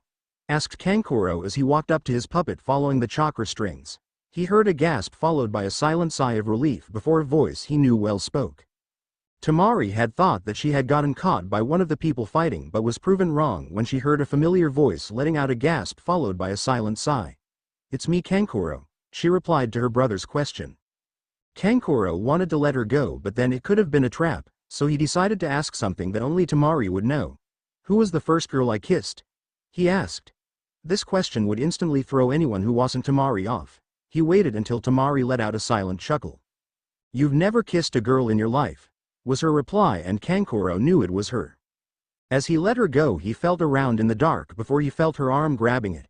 The two siblings were glad to be reunited once more, but was reminded of the situation when the final member of their group screamed. The voice was instantly recognized as Baki, their old sensei. The two instantly got in a back-to-back position, though they still couldn't see anything. They would have stayed like that as well if someone hadn't grabbed the two of them and pulled them away. XXXXXX with Naruto had watched the entire encounter and had heard Tamari's answer to Kankuro's question, letting out a silent chuckle. He looked to his left as one of his clones grabbed the man known as Baki and carried him away. He also watched as the two siblings went back to back. He then looked over to his right back at the fight and saw Nox Umbra ripping Manda 2 to shreds slowly, with Orochimaru looking around in the darkness blindly. He could tell that Orochimaru knew Manda 2 was a goner and was trying to end the shadow technique to better his own chances of survival. But what Orochimaru did, know, was that Naruto could see perfectly clear. He would have gone after him, but he knew that he was going to end this fight now, hence the reason he was getting everyone away. He dispelled all of his clones except one, who instantly went and grabbed Kankuro, while the original ran and grabbed Tamari, picking her up bridal style before disappearing along with his clone in a blur of speed. He heard the screams of both teens as he pulled them away from the fight.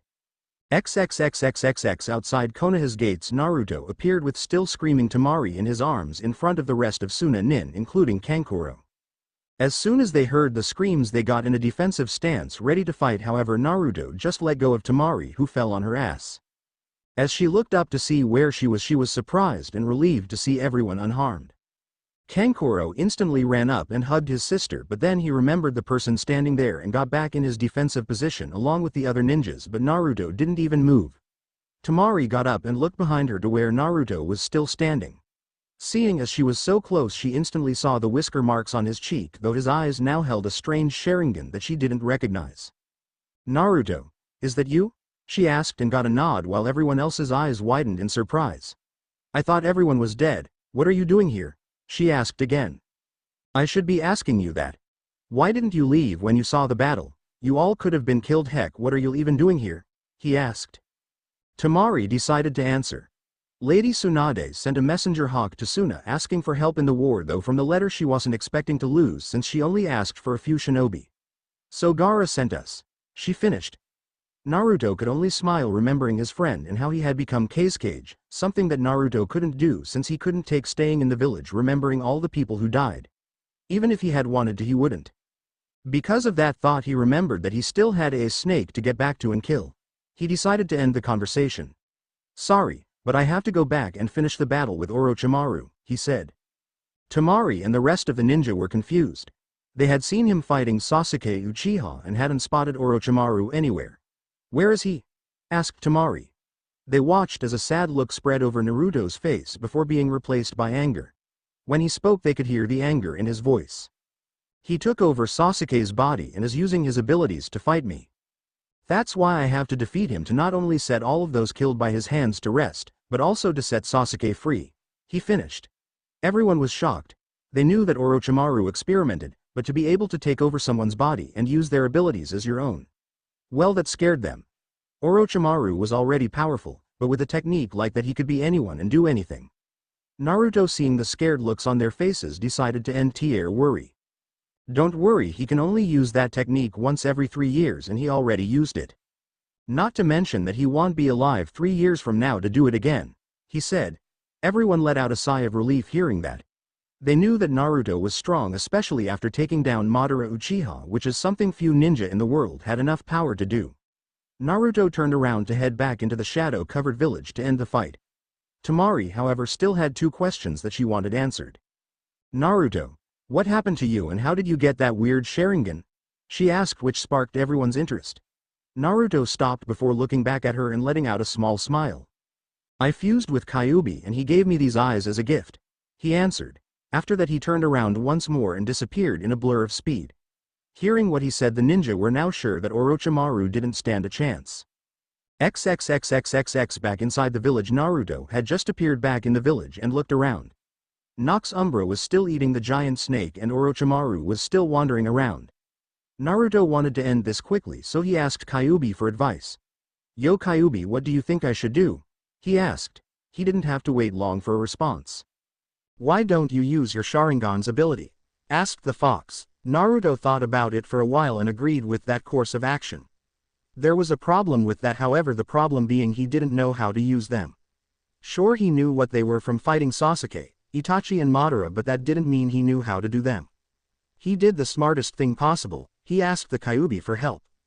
Kyuubi, how do I use them?" he asked. He heard a soft grumble before there was a reply. "Well, I'll tell you how to use one of them now, though I'll leave the rest for when I can properly train you," he said. Naruto just nodded before waiting for the Kyuubi to explain one of the techniques. He waited for a few seconds before Kyuubi once more spoke. "I'm going to let you try the Amaterasu Sasuno technique," he said. Naruto knew what it was since Madara had used it against him and almost killed him. "Here's how it works. You have to let all the darkness and evil within you out and it will take a shape. According how much control you have over the darkness within you, the better you can control Sasuno, which should be easy for you since you had to embrace the evil within you during your training to control my power," finished Kyuubi. Naruto instantly realized why Kyuubi picked this technique to let him try, seeing as he had already fought and embraced his darkness, meaning it would be easier for him to control Sasuno. As Naruto cut his mental link, he immediately calmed himself down. He then closed his eyes and reached deep down inside himself, gathering every evil or dark thing in him. He then snapped his eyes open and black fire shot out of his eyes surrounding him. He then willed the fire to take shape. After the fire formed, there stood a skeleton figure with black bones made from Amaterasu flame.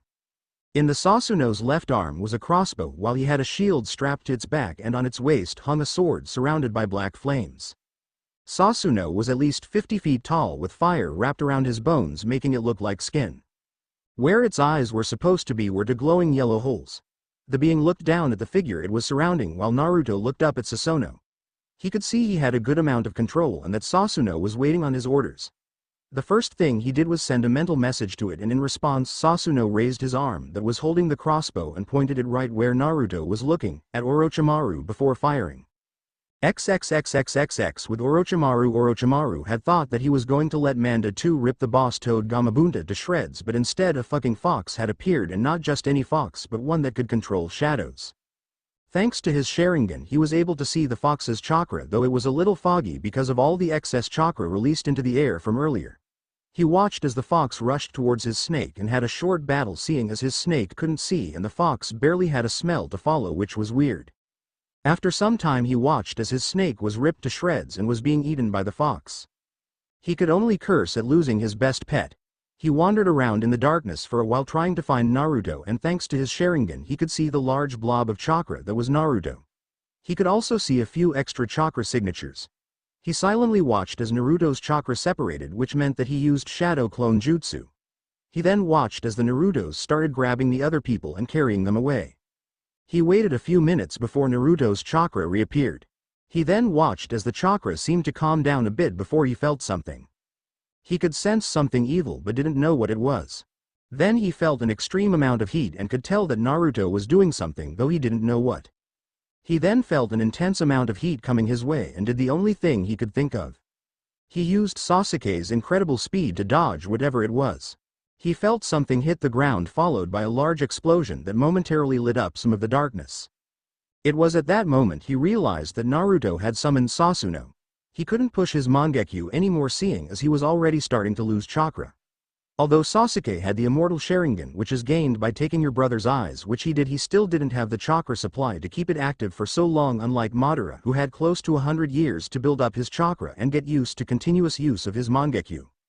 XXXXXX as the little bit of light disappeared, he noticed that Naruto had as well, leaving only Sasuno standing there looking at him.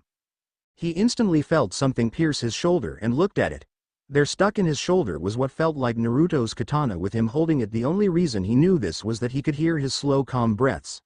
"I'm going to end this once and for all," he whispered into the snake Sanin's ear before disappearing. Naruto reappeared on top of Nox Umbra's head while he was eating. The fox looked up to see who was standing on its head and saw his summoner. "What can I do for you, Namikaze-sama?" he asked.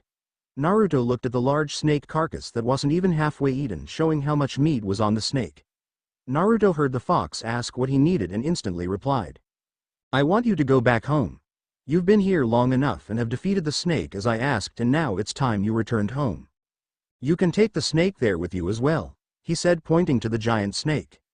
Nox Umbra nodded his head before replying with a simple, "Hi," before picking up the snake and disappearing into a large puff of smoke. As soon as he left, all the shadows dropped back to the ground, letting light back into the village. Orochimaru, who had heard the summons leave, wasn't expecting the sudden light and was momentarily blinded, giving Naruto enough time to disappear and reappear in front of him and perform a spin kick with his sword still in hand, sending Orochimaru flying through the air. Naruto looked behind him and saw Sasuno standing there waiting for orders. He decided to end this fight himself and sent Sasuno away. As he looked in the direction the snake had flew, he noticed him getting up. He then watched as Orochimaru's stomach started to bulge and he opened his mouth, for a brown snake came out of his mouth. The snake then opened its own mouth and spit out a sword handle. Orochimaru then grabbed the handle and pulled out the legendary Kusunagi blade.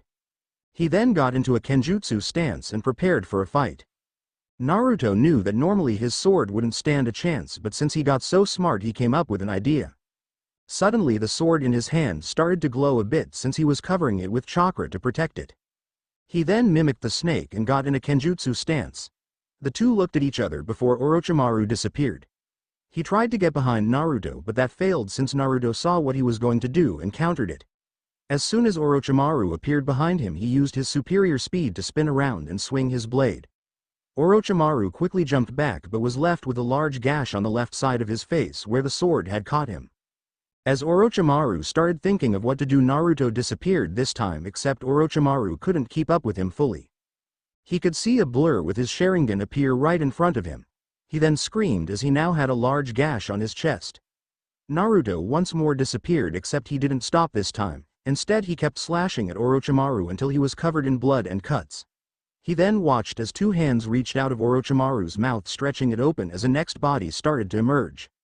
Naruto instantly realized what he was doing and rushed him, grabbing the emerging body before punching it in the face and shoving it back inside the first body, hence cancelling the technique. He then reached out and grabbed what was left of Orochimaru's collar, lifting him up in the air before punching him right in the stomach, making him cough up blood. He then spun around and threw him right through a building that was still standing, making it collapse on its own weight. Orochimaru tried to shed his broken body again, but Naruto appeared and stopped him again by punching him in his face, then jumping into the air to try and cut him in half.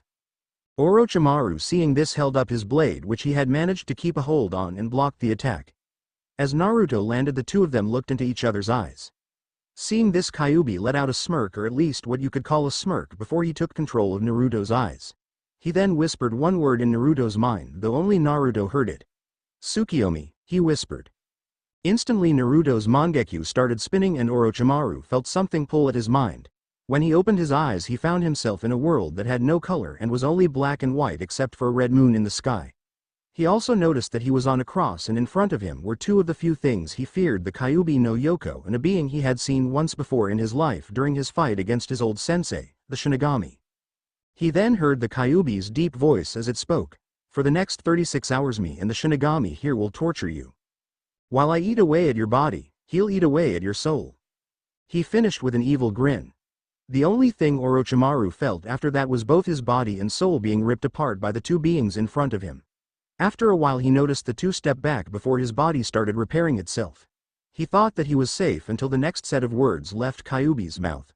"Only 35 hours, 59 minutes and 59 seconds to go," he heard the fox say as they started ripping him apart again. While Kyuubi kept Orochimaru busy, Naruto decided to check something. He placed his hand on Orochimaru's head before feeling himself enter his mind. Once he was inside, he instantly started searching for his target. He floated around searching the entire mind, learning everything both Orochimaru and Sasuke knew, but he didn't want any of that. Finally, after all his searching, he found his target. A door with seals and chains keeping it close. He quickly raised his hand and watched as the seals deactivated and the chains dropped to the ground. He silently pushed the door open and was surprised by what he saw.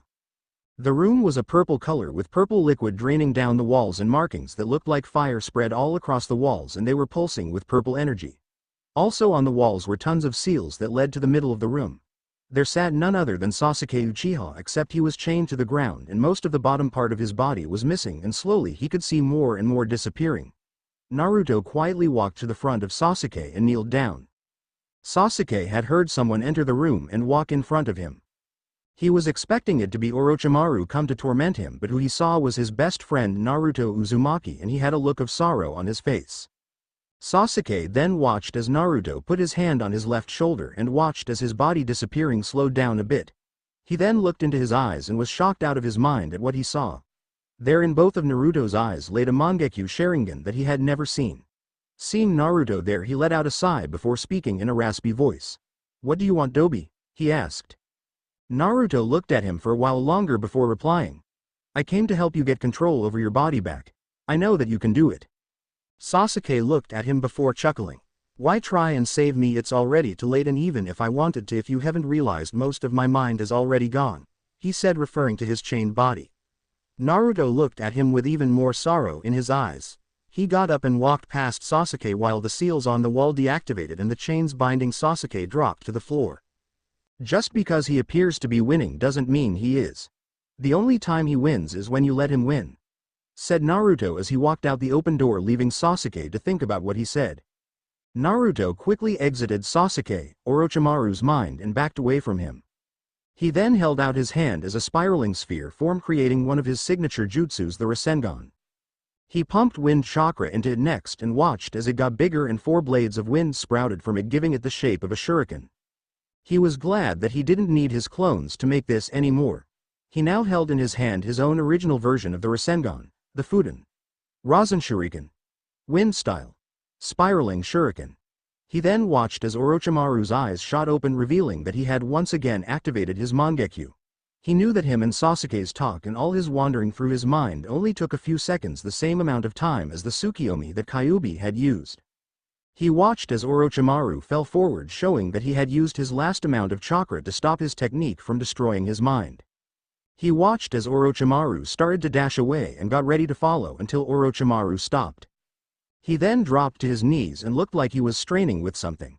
As he walked closer, he heard Orochimaru start arguing with himself before he stood up and let out a silent breath before turning around with a smirk on his face. "What's up, Dobi?" He heard the voice ask, and he realized that Sasuke had managed to take control over his body thanks to Orochimaru being both physically and mentally drained and reverting his Sharingan back to his normal eyes. Sasuke turned around to walk up to him but stopped when he coughed up blood. As his body started to fall, he closed his eyes waiting to feel the pain from the fall, but instead he felt his arm go around someone's shoulder as he was lifted up. He opened his eyes to see Naruto holding him up. He knew he didn't have much time. His body was littered with gashes and he could feel some of his bones were broken, and had a good idea to who did it. He smiled, knowing that from the look of his body Naruto had beaten the shit out of Orochimaru, and that was all he could ask for. He felt the life slipping out of him and a hand wrapped around his. He opened his eyes when he felt something dripping on him. He saw that it was Naruto, and there were tears coming from his eyes, though his face was emotionless. Sasuke knew he was dying, and quite frankly he didn't care. He had managed to escape the prison that was his mind and retake control of his body, all thanks to his best friend's help. He looked at his longtime friend and rival one last time and let a smile cross his lips. "Goodbye, brother," he said as his last breath left him. Naruto watched as Sasuke looked at him before whispering a quick goodbye as his breath left him. Naruto stood there holding onto his hand until the last moment and watched as he died in his arms. He started crying harder after that. He sat there crying for a while until he heard Kyuubi speak. "It doesn't have to end like this, you know," was what the fox said. Instantly Naruto's eyes shot open. "What do you mean?" he asked. Naruto sat there shocked. There was a way for him to save Sasuke, and it was being offered to him. He couldn't believe it. He could save his best friend and only other survivor of the Hidden Leaf Village, but one thing had him confused. "If you knew a way to bring back the dead, then why didn't you tell me?" he asked. "Simple, because for one you had already buried everyone, and I'm sure you were not into grave robbing, and two, everyone else was dead for too long. This technique can only be used on someone who's only been dead for 24 hours the most, and everyone else was dead for longer than that," was the Kyuubi's reply. Naruto sat there for a while before deciding what to do. "How do I do it?" he asked, waiting for the Kyuubi to reply. "Well, first off you should seal up the body so that we can carry it," said the fox. Why can't we just do it now and get it over with?" Naruto asked. Kyuubi let out a sigh before explaining. "Because I want to do it with my full power.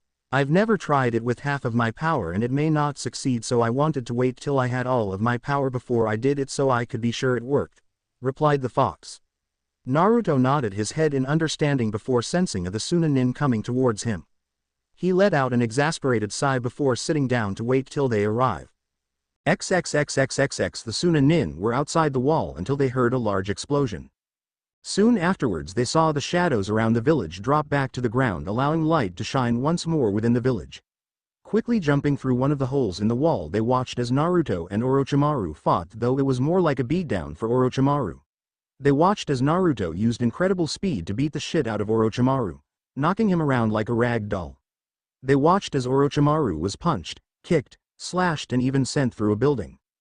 They then watched as Naruto and Orochimaru was in a deadlock before the snake summoner went still and Naruto raised a hand to his head.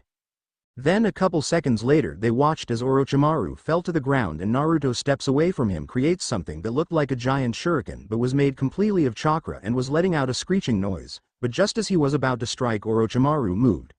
They then watched as Orochimaru fell to his knees and could make out that he was coughing.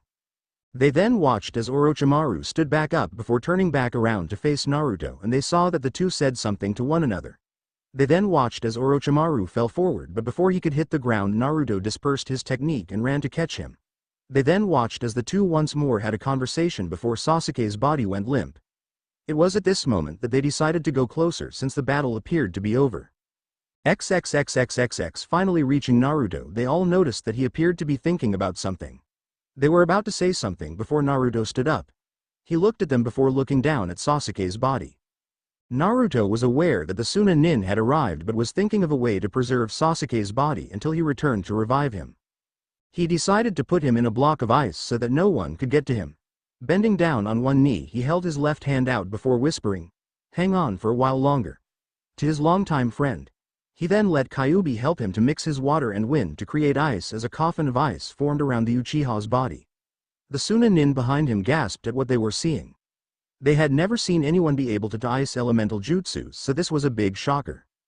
Naruto then stood again before turning around to face the Suna-nin. "What are you still doing here? Shouldn't you guys head home already?" he asked. Everyone looked at him.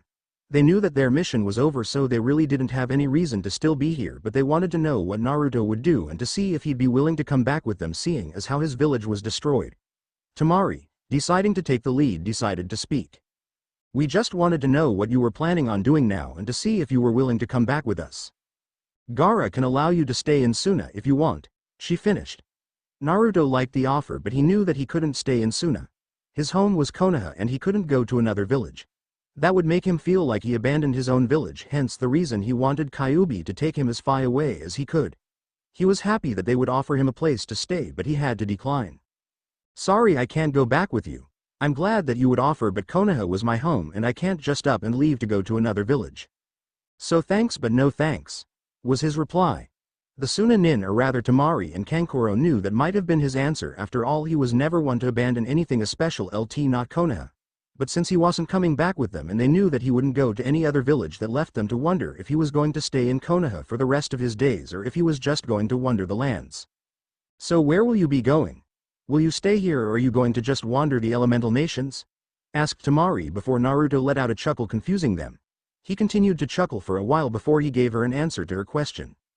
"Actually, I'm going to leave the elemental nations. I can't stay in the village because then I'll be haunted by the memories of everyone being dead," he said. The Suna-nin were shocked. Where can he go that's outside the elemental nations? There was no place other than them, so that would mean that he would have to leave the world altogether, and they didn't know how that was possible. Naruto stood there looking at their reactions before he saw Temari come to her senses. He knew exactly what they were thinking. Temari couldn't believe that he was planning to leave their entire world behind. Though she didn't know how it was possible, she knew that if anyone could find a way, then it would be him. So instead of asking how he was going to do it, she decided to ask about the human icicle laying on the floor. "So what are you planning on doing with him?" she asked while pointing to the Uchiha laying in the block of ice. Naruto just looked at the body before replying. "I'm taking him with me. After all, I'll need someone to reminisce with," he said before making a cross-hand sign. In an instant there stood 1,000 Naruto clones ready to take orders. "I want all of you to search the village. I want every single technique that belonged to every clan brought to me by the time I return. This way no one from another village can come here and take Konoha's secrets. He said before continuing. Anything that's guarded by a seal I want you to break and get. Also gather all the supplies you can find that hasn't been damaged, including clothes, weapons, rations, medical supplies and whatever else you can find. He finished before the clones saluted before spreading out and searching the entire village, especially where they knew clan homes and the Hokage tower used to be getting all the scrolls. Naruto then looked at the Suna shinobi before walking up to them to give them a message. Tell Gaara that we won't be able to see each other again and to make sure that his village is kept safe so that none of you will have to experience anything like this. He said while the Suna nin nodded while promising to give Gaara the message.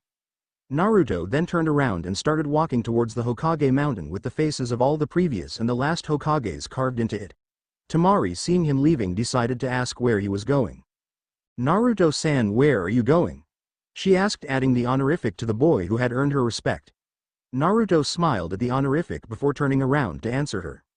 I'm going for my inheritance, then I'm going to come back here for whatever my clones find in him, but please don't be here when I come back because I'm planning on making it extremely hard for anyone to get in or out and I'd hate for you to be trapped in here. He said.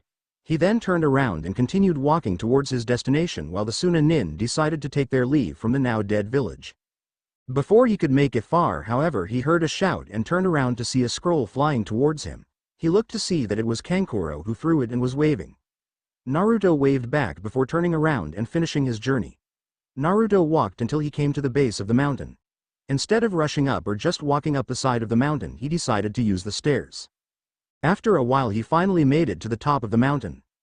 A lot of people knew that there were tunnels that ran through the mountain, but what they didn't know was that above every one of the Hokage's head was a secret entrance where the current cage's belongings go to after they die, but only if they didn't have anyone to inherit it.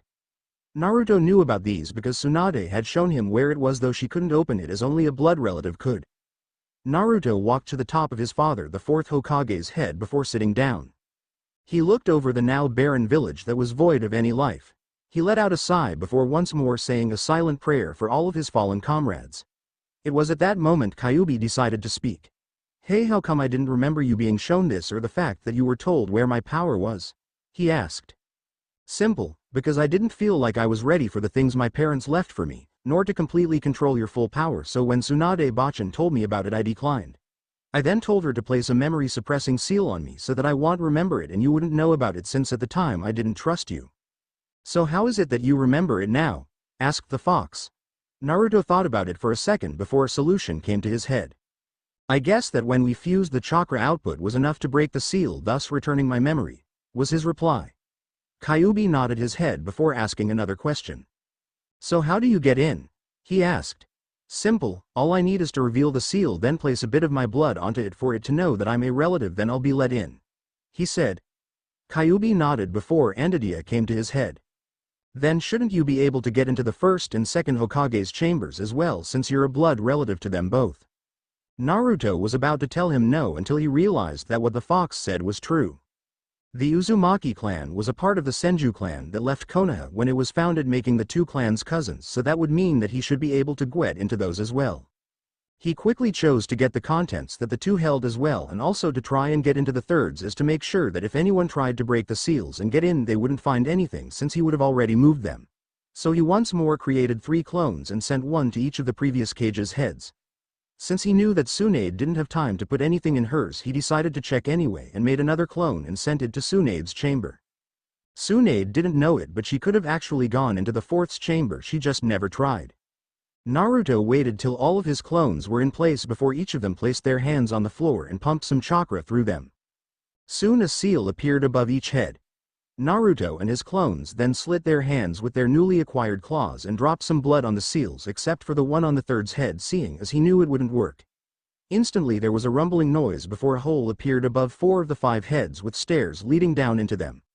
Naruto and his 3 clones went down and looked around. XXXXXX First Hokage Chamber. The first clone walked down a dark corridor that was a brown color and had carvings that looked like a forest. He didn't know if he was headed the right way, but he had his Sharingan ready and activated just in case if there was any traps. He continued walking until he reached the end of the corridor, and there was a large door in the way. On the door was a design that had a man standing in a forest with the branches looking like they were reaching for him. In the middle of the door was a whirlpool in the center, and surrounding that was designs of all 9 of the bias from Shikaku to Kyuubi. The clone walked to the door and touched it, and as soon as he did, a seal appeared forcing his hand back, and then small trees came from the wall covering the door. He knew it was a defense mechanism to stop trespassers in case they managed to break in, but luckily for him he had the blood of the Uzumakis running through his veins.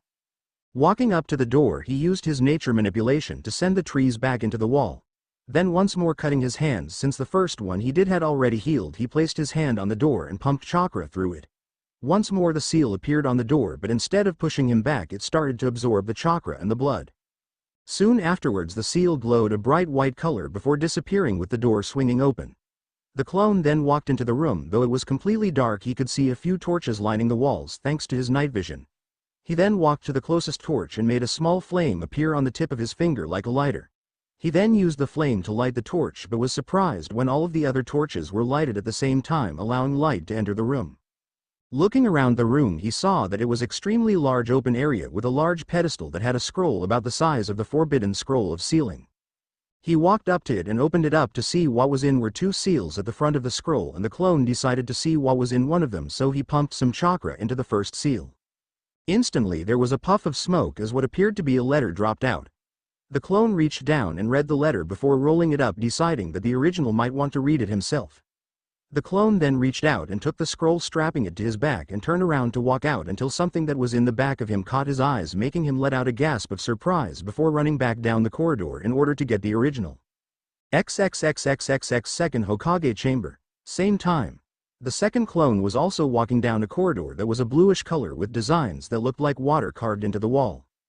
Just like the first clone, he also came to a large door, except this one had a design of a man standing on top of what looked like a lake with his arms raised. Spiraling around him in the shape of a dome was some water that arose from the lake. This was to show the second Hokage's control over water. Unlike the first Hokage's door, the second Hokage didn't have anything in the middle of the door. The clone reached for the door, and like the other clone, this door also had a seal, though it appeared to be stronger. The clone was pushed back by the seal and was sent flying, but thanks to his reflexes he was able to land on his feet. As he looked back at the door, he noticed there was a strange wind blowing. Then he heard the sound of rushing water, followed by the seal on the door glowing. Like the first Hokage, the second Hokage had also set up a security system of sorts. Instantly the clone realized where the wind and the sound of water was coming from. He watched as the seal started growing until it was covering the entire door. And that's when it hit him, literally, as a blast of water shot out from the seal and hit him. Since he wasn't prepared for something like this to happen, he didn't have time to send chakra to his feet, and so he was swept away with the water back down the corridor. He was spinning around so much that he didn't even know which way was up from down anymore. He was swept farther and farther back down the corridor until he finally got tired of his little ride. Putting his hands in front of himself, he immediately started to concentrate. He then swung his hands so that both of his palms were facing his either side of him, and the water followed, separating around him. He watched as the water split, and he could now see that he was upside down, so he flipped over so that he would land on his feet instead of his head. He stayed standing with his hands pointing in either direction until the water stopped coming. If he had full control over his elemental control, then he would have been able to part the water around him without even raising a finger, but since he still needed training, he didn't want to try it. After the water stopped, the clone once more walked back down the corridor until he reached the door that was still completely dry. He walked up to the door and pumped chakra into it. The seal once more appeared, but this time it didn't push him back or let out any more water. Seeing this, the clone then used its fingernails to cut its palm, then placed it on the door and pumped chakra into it. The seal glowed again before shrinking until it disappeared completely from the door. The clone then pushed the door open and walked in. Like before, the chamber was completely dark with torches lining the wall. Once more the clone lit one of the torches, followed by all the others lighting by themselves. As he looked around the room, he noticed that it was empty except for an altar of sorts with a giant scroll on it. The clone walked up to the altar and grabbed the scroll, not bothering to open it, feeling that he should leave that to the original. The clone then turned around and started his journey back down the corridor to get back outside. XXXXXX Third Hokage Chamber. Same time. The third clone was sitting on top of the third's head, looking at the seal and remembering everything Jiraiya had taught him, or rather the original, about seals. He knew it was a blood seal. He just didn't know how to break it without the old monk's blood. Seeing that he wouldn't be getting in for a while, the clone decided to sit back and wait for everyone else. XXXXXXFIFTH Hokage Chamber. Same time, the fourth and last clone walked down a corridor filled with tools and other construction devices. It was obvious that the builders hadn't finished building the inside of the chamber. The walls were a blue and white mix and had carvings of slugs on most of the wall. The clone continued to walk down the corridor until he reached a doorway with only one door on the hinges. The other was leaning up against the wall. Looking around the room, he noticed that it was completely dark, though it didn't have any torches, meaning that he had to push his night vision to the max since he wasn't used to it yet. The clone looked around the room and was disappointed but not surprised that the room was empty. The clone turned around and walked back down the chamber empty-handed, hoping that everyone else had better luck than he did. XXXXXX Fourth Hokage Chamber. Same time, the original Naruto was also walking down a corridor. The walls were white with red flame designs at the bottom and toads were carved on the wall. As he was walking, he couldn't help but notice that whoever designed this place was very good at what they did. As he continued to walk down the corridor, he soon reached a door, or what he thought was a door. There wasn't any seam to show where it separated from the wall, leaving him clueless about how to get inside. As he was looking over it, he noticed chakra running through what looked like a seal. Though the seal was invisible, he could still see it thanks to the Sharingan he had activated. Seeing as how his knowledge of seals weren't that great, he decided to just use some blood and see what happens. As he bit his thumb and spread it over the seal while pumping some chakra through it, he was surprised when nothing happened at first. Then when he thought that he might have came to the wrong place, he noticed the seal started to glow. Then there was a puff of smoke as something seemed to have been summoned. Naruto looked into the smoke and could see a large amount of chakra, meaning that something big was in the smoke. Finally, when the smoke cleared, Naruto was able to see that it was a toad that was summoned. The toad was at least 20 feet tall, blocking Naruto from passing, and it had dark orange skin. The toad had the normal yellow eyes, and strapped to its back were a pair of katanas in a X formation. On the toad's head was a bandana with the kanji for oil on the front, and the toad also wore some armor that covered its joints from being attacked. The toad seemed to be confused about where it was for a while before recognition came to its eyes. Naruto looked at the toad for a while before recognizing who it was. "Hey Gamataichi, how are you doing?" asked Naruto. The toad looked at the person who spoke, and instantly he pulled out both of the katanas strapped on its back. "Why are you here, Uchiha? What do you want in this place?" he asked. It was Naruto's turn to look confused before he remembered that he had his Sharingan activated. Deciding to ease some of the tension, Naruto deactivated his Sharingan to reveal his normal blue eyes. "Don't worry Gamataichi, it's me Naruto," he said. Gamataichi looked at him for a while before asking the obvious. "If you're Naruto, then what happened to your hair and your eyes? Better yet, what happened on the whole?" he asked. Naruto, feeling a story coming on, decided to take a seat on the ground as he told the large toad what happened. By the time he was finished, Gamataichi had a look of sorrow on his face. Finding out that everyone in the Leaf Village was dead except Naruto was a harsh blow to all the toads. Then finding out what Naruto had to do to get justice shocked him even more. Naruto just sat there waiting for everything to sink in with the toad. "So what are you planning on doing?" asked the toad. Naruto got up from his seat before replying. "Well, after I get whatever my parents left, I was planning on just leaving. After all, I can't stay here knowing what happened," he said.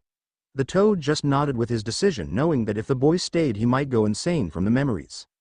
"Excuse me Naruto, I must inform everyone of what has occurred here," said the toad. Naruto nodded but remembered something before the toad left. "Hey, do you know how I'm supposed to get in this place?" he asked. The toad looked back at him before looking at the door. He had totally forgotten that he was supposed to reveal the lock. The toad then turned to face the door and opened its mouth. To anyone with normal hearing, it would seem the toad wasn't doing anything, but thanks to Naruto's enhanced hearing, he could make out the sound of croaking. Suddenly a circle appeared in the middle of the door with 4 rings and the kanjis for numbers from 1 to 25. It looked just like a combination lock. Naruto looked at the toad in confusion before the toad spoke. "It was the last bit of protection. All I know is that you're supposed to use some sort of jutsu to spin the dial," he said, and as soon as he finished, the toad disappeared. Seeing as his help left, Naruto decided to take a closer look. As he checked, he saw that there wasn't anything to spin the dials, meaning the toad was right. Now the only problem he had was trying to think of a jutsu that could. As he sat there thinking, it suddenly hit him, while making him want to hit himself for just remembering one of his most used jutsu. He walked back from the door and held out his right hand. Instantly chakra started to form into the shape of a sphere. As soon as the technique was finished, Naruto rushed the few steps between him and the door while thrusting out his right hand and screaming the name of his technique. Rasengan. At first nothing seemed to happen, but soon the dials started spinning along with the technique. As he watched, Naruto saw the first dial that was in the middle stop before being pushed in. Then the rest followed suit, and soon all the dials were on a certain number while being pushed through the door. Soon Naruto stopped the jutsu when he saw all the dials had already stopped.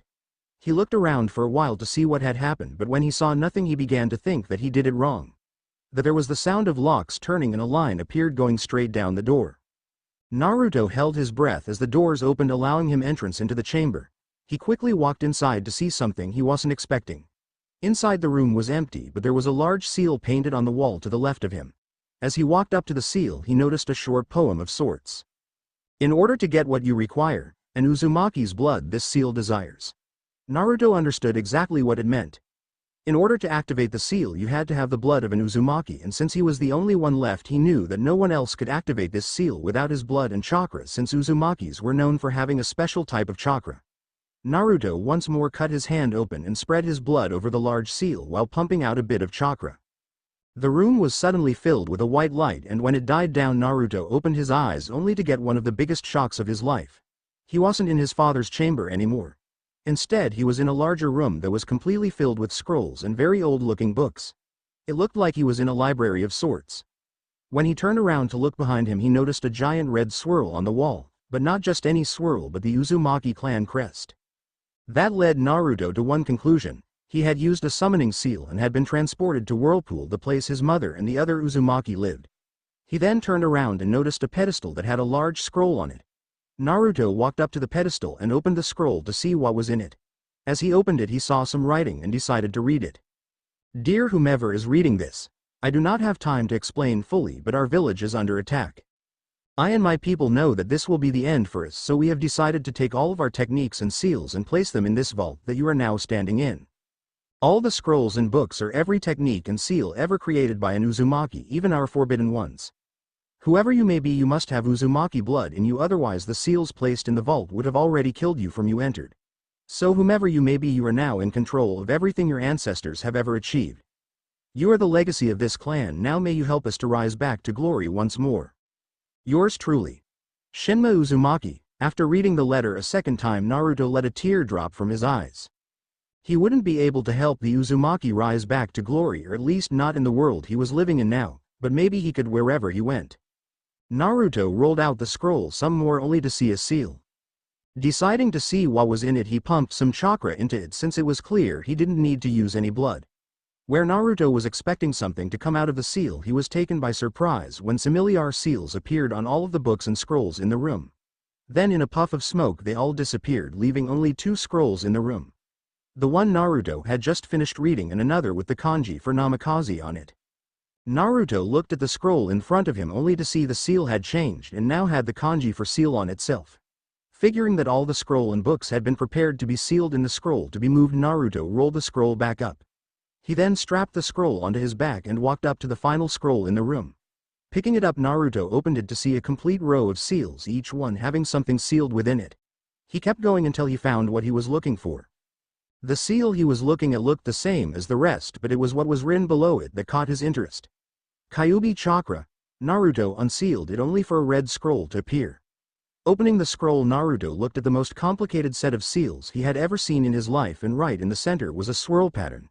Naruto already knew what that was for and wasted no time in activating the key within himself. He then slammed his glowing hands into the swirl and turned it. He instantly felt the power start to rush through him, and it was painful. He was about to let go until he got a warning from Kyuubi. Don't let go or all that energy will start to leak out and completely destroy everything. Don't forget that humans cannot handle demonic chakra, so if you let go you'll let all of this power out, killing everyone that it infects. As soon as Naruto heard this, he threw his plan about letting go out the window, so to speak. He decided to bear with the pain, which didn't last much longer since Kyuubi took control of the chakra and pulled it into Naruto's body. Kid, we have to get somewhere with more space for when I fully fuse the chakra with us, said Kyuubi. Naruto nodded in understanding. There was just one problem: he didn't know how to get out and he could feel the chakra building up. Naruto brought his hand up to his face to rub his temple, and that's when he noticed something. A seal that looked just like the one that brought him here was now on the palm of his hand. What Naruto didn't know was that when the flash of light happened, the seal had shrunk down and attached to his hand in order for him to return. Naruto quickly rolled up his father's scroll and picked it up while once more pumping chakra into his hands. He blinked, and when he opened his eyes he found himself back in his father's chamber with the seal that was on the wall now missing. He quickly ran down the corridor to get back outside. XXXXXX. Hokage heads. Same time. The first clone had finally made it outside and was heading to the fourth Hokage's head. He ran past the clone that was assigned to the third Hokage's chamber only to see him taking a nap. Just as he was about to go down into the chamber, he saw the original running up the stairs. Before he could even speak, he had two scrolls, one with the Uzumaki symbol and one with the kanji for namikaze, thrown at him from the original, who continued to run past him. At that same time, all the rest of the clones appeared with their findings or lack of in one case. They watched as the original ran way in the back of the mountain until he was a considerable distance away. They were about to follow until a shockwave shook the ground. They then watched as a large pillar of red chakra was formed, going as high as the clouds. Then blue chakra started to spiral around the large pillar, and it looked like the two chakras were battling. Finally, the blue and red chakra seemed to merge, forming a purplish-looking chakra that they could feel was extremely strong. Finally, after it ended, the clones decided to go and check on their creator, but was stopped as he appeared looking out of breath. He looked at the clones and smiled before straightening up.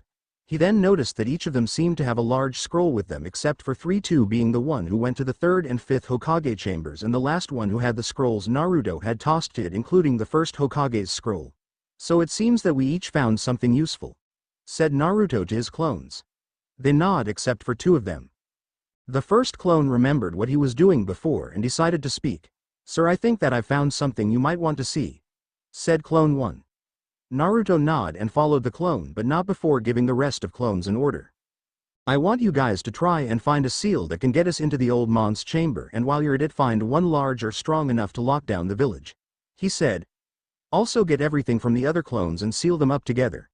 The clones nodded while opening the Uzumaki scroll and looking through it in order to find what their boss wanted. Meanwhile, Naruto and Clone 1 was back in the first Hokage's chamber looking at what had surprised the clone. "So what should we do with it?" asked Clone 1. "Get a sealing scroll and seal it up. We can't risk leaving it here where someone might find it," was his reply. The clone nodded before disappearing. He appeared a few seconds later with a scroll and some special sealing ink. The clone then sat down and began to draw advanced seals on the scroll. It took only 30 minutes, and thanks to his photographic memory he was able to remember this seal that Jiraiya had used to seal large objects. As soon as the clone finished drawing the seals, he went through at least 24 hand signs before slamming his hand down in the center of the seals while pumping all of its chakra into it. Naruto watched as the chakra traveled off of the scroll and towards the artifact. The chakra then surrounded it, followed by a puff of smoke and the kanji for contained appearing on the scroll. The clone then rolled up the scroll and stood before giving the scroll to the original and disappearing as well in a puff of smoke. Naruto turned around and walked back to the outside. When he arrived, he saw the other 3 clones drawing seals around the one on the third's head. Apparently they had found a seal that could open the one on the third's head. Naruto walked up to them and saw his family scroll laying on the floor open on a certain seal, the same one the clones were drawing. They looked at him and one got up with a large scroll on its back. "This is everything gathered from the village. Surprisingly, it was more stuff than we thought. Also, there is more space for whatever we might find and for the Uzumaki scroll," he said. "Also, we have some of the clones making protection seals all around the village." Naruto nodded his head. He was glad that the clones were doing as told. He then watched as the other clones stood up while wiping sweat from their brows. They then looked at the original, giving a nod which signaled that they were done. One of the clones then rolled up the scroll they were using and resealed it back into the Uzumaki scroll where everything else was sealed. The 3 clones then walked to Naruto's side and they each held up the same hand sign. Naruto watched as the seals the clones did started to glow before coming together with the original seal, creating on seal. The seals then started spinning while getting smaller until there wasn't a seal left. He then watched as the door leading down into the third's chamber was revealed.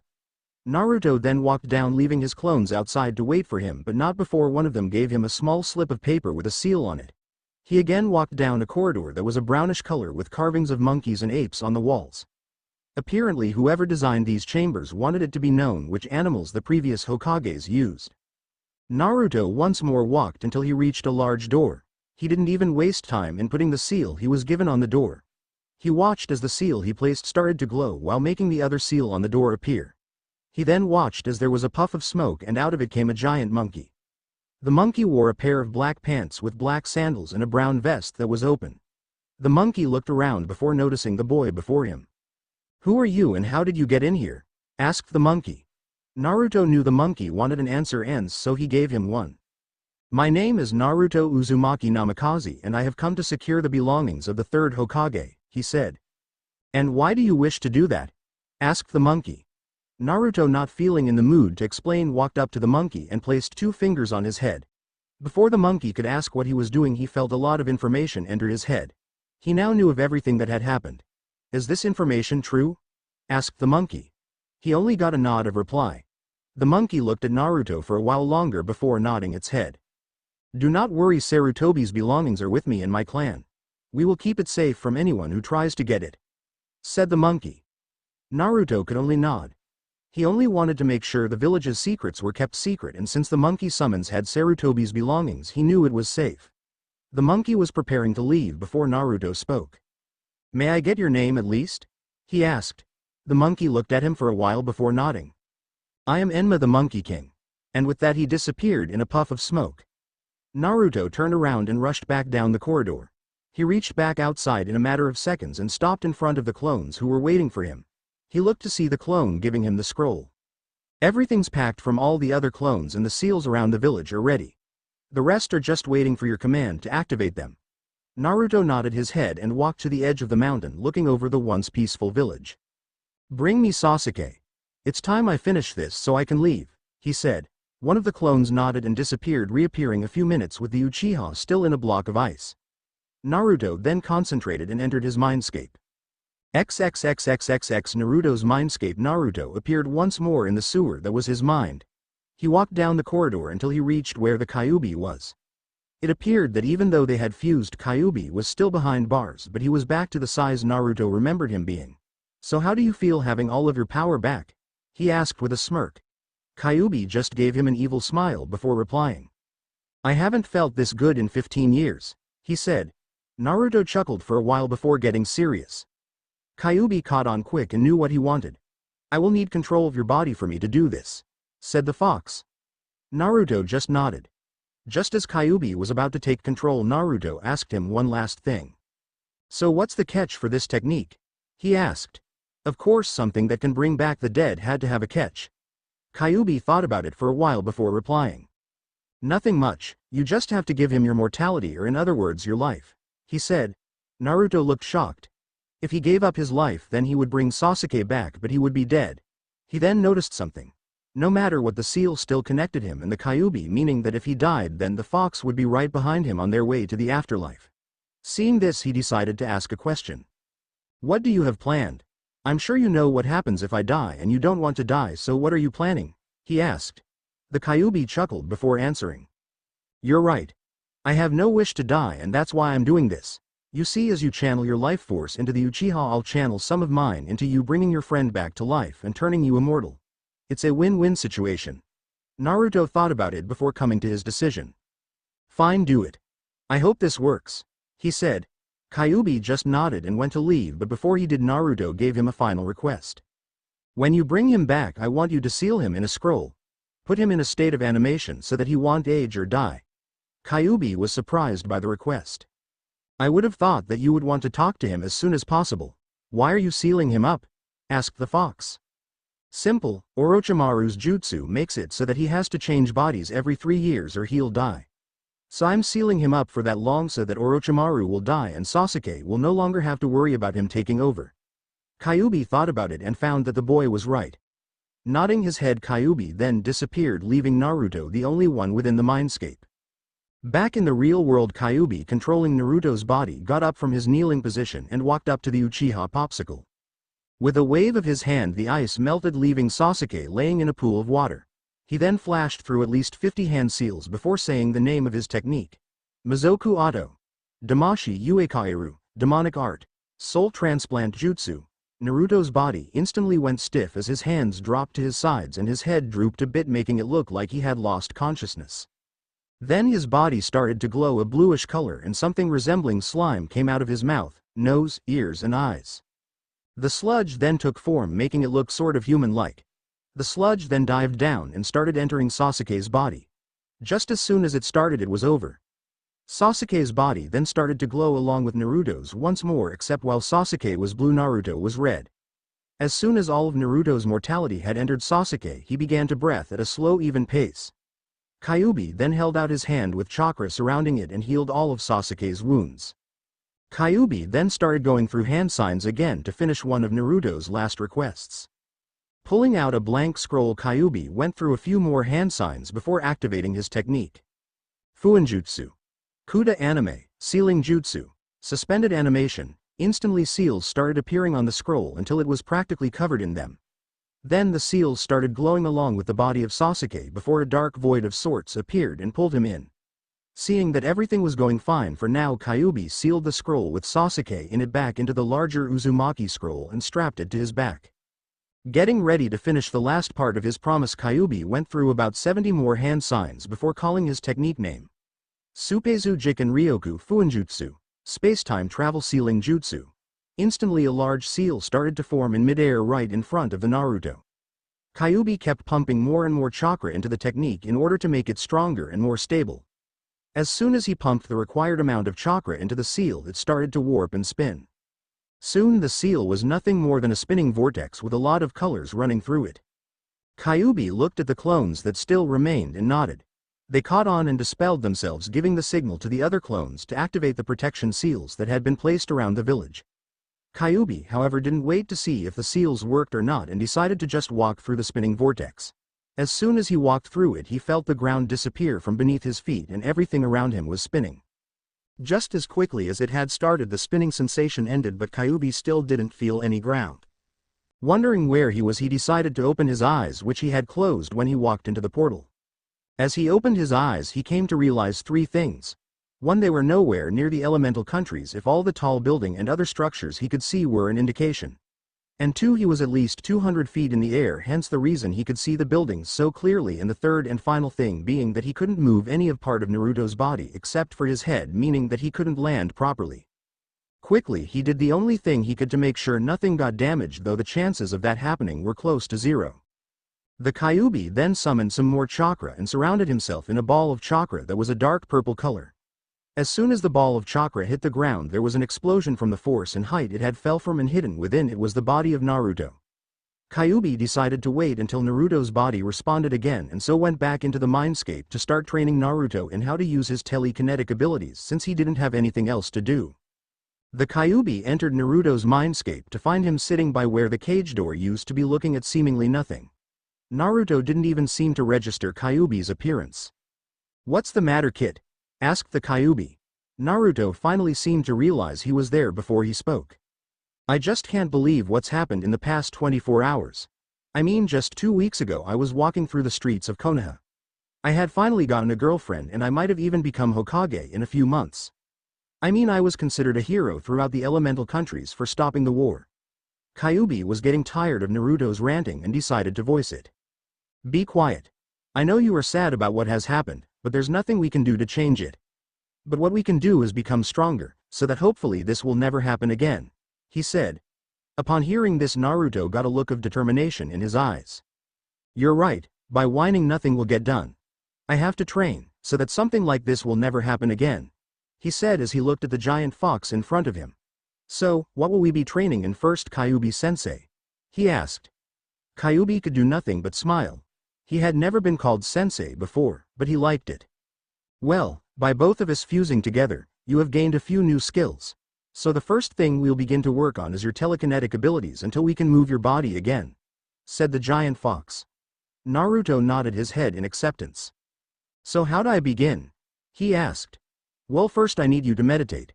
This shouldn't be hard since you had to meditate for your sage training. Now once you clear your mind, I want you to visualize any setting you want and change your mindscape into it," said Kyuubi. Naruto looked at Kyuubi a bit skeptically before nodding and getting into his meditative position. He began to concentrate until he had cleared his head. Naruto started to visualize a large forest in his head. The forest was filled with birds, squirrels, foxes, and a lot of other animals. There was a large stream running through the forest, and right next to it was a small cottage. The Kyuubi watched in amazement as Naruto's mindscape started to bend and warp until the sewers started to disappear and in its place was now a forest. The image warped for a bit until it returned back to the sewers that Kyuubi was used to. Naruto opened his eyes to see that it was still exactly the same. Nothing had changed. Kyuubi, sensing his thoughts, decided to help and encourage him. "You did well, Kit. That was the first time I ever saw somebody control their mind to that degree on their first try. Do not feel sad, training the mind is a lot harder than training your body alone. You should be proud. If you continue like this then you should be able to control your telekinetic abilities very soon," said Kyuubi. Naruto smiled at the praise. Though he and Kyuubi never got along before, since the war and all the training Naruto had to go through, the two had gotten kind of close. Though, now that they were fused, they would have to start trusting each other more. Naruto nodded to the fox and began meditating again, determined to learn it quick. Kyuubi, seeing Naruto go back to meditating, decided to check if Naruto's body could move yet. XXXXXX Naruto didn't realize when Kyuubi faded away from the mindscape since he was too busy meditating. Kyuubi appeared in the real world to see the chakra that he had formed still wrapped around Naruto's body. He reabsorbed the chakra before standing up, albeit a little wobbly.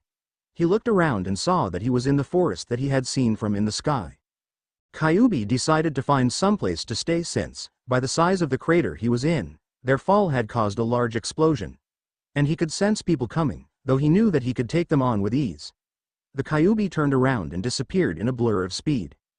A few seconds later he stopped in a clearing at least 3 miles away from where they had originally landed. He instantly dropped, seeing as how Naruto's legs were still recovering from their trip through the portal, just like the rest of Naruto's body, and hence wasn't ready to move at that speed just yet. It took only a few seconds with Naruto's now stronger than ever healing abilities. The Kyuubi then got up and walked around, taking in the area around him. He had stopped someplace that had a small river, allowing Naruto to get water when he needed it. Satisfied, the Kyuubi returned to the mindscape to once more see the area around him warping, before once more returning to normal. He noticed that Naruto was able to hold the change much longer than last time. He knew that Naruto would get it, so he wasn't worried. He decided, since Naruto's body was functional again, to give him some real-world training.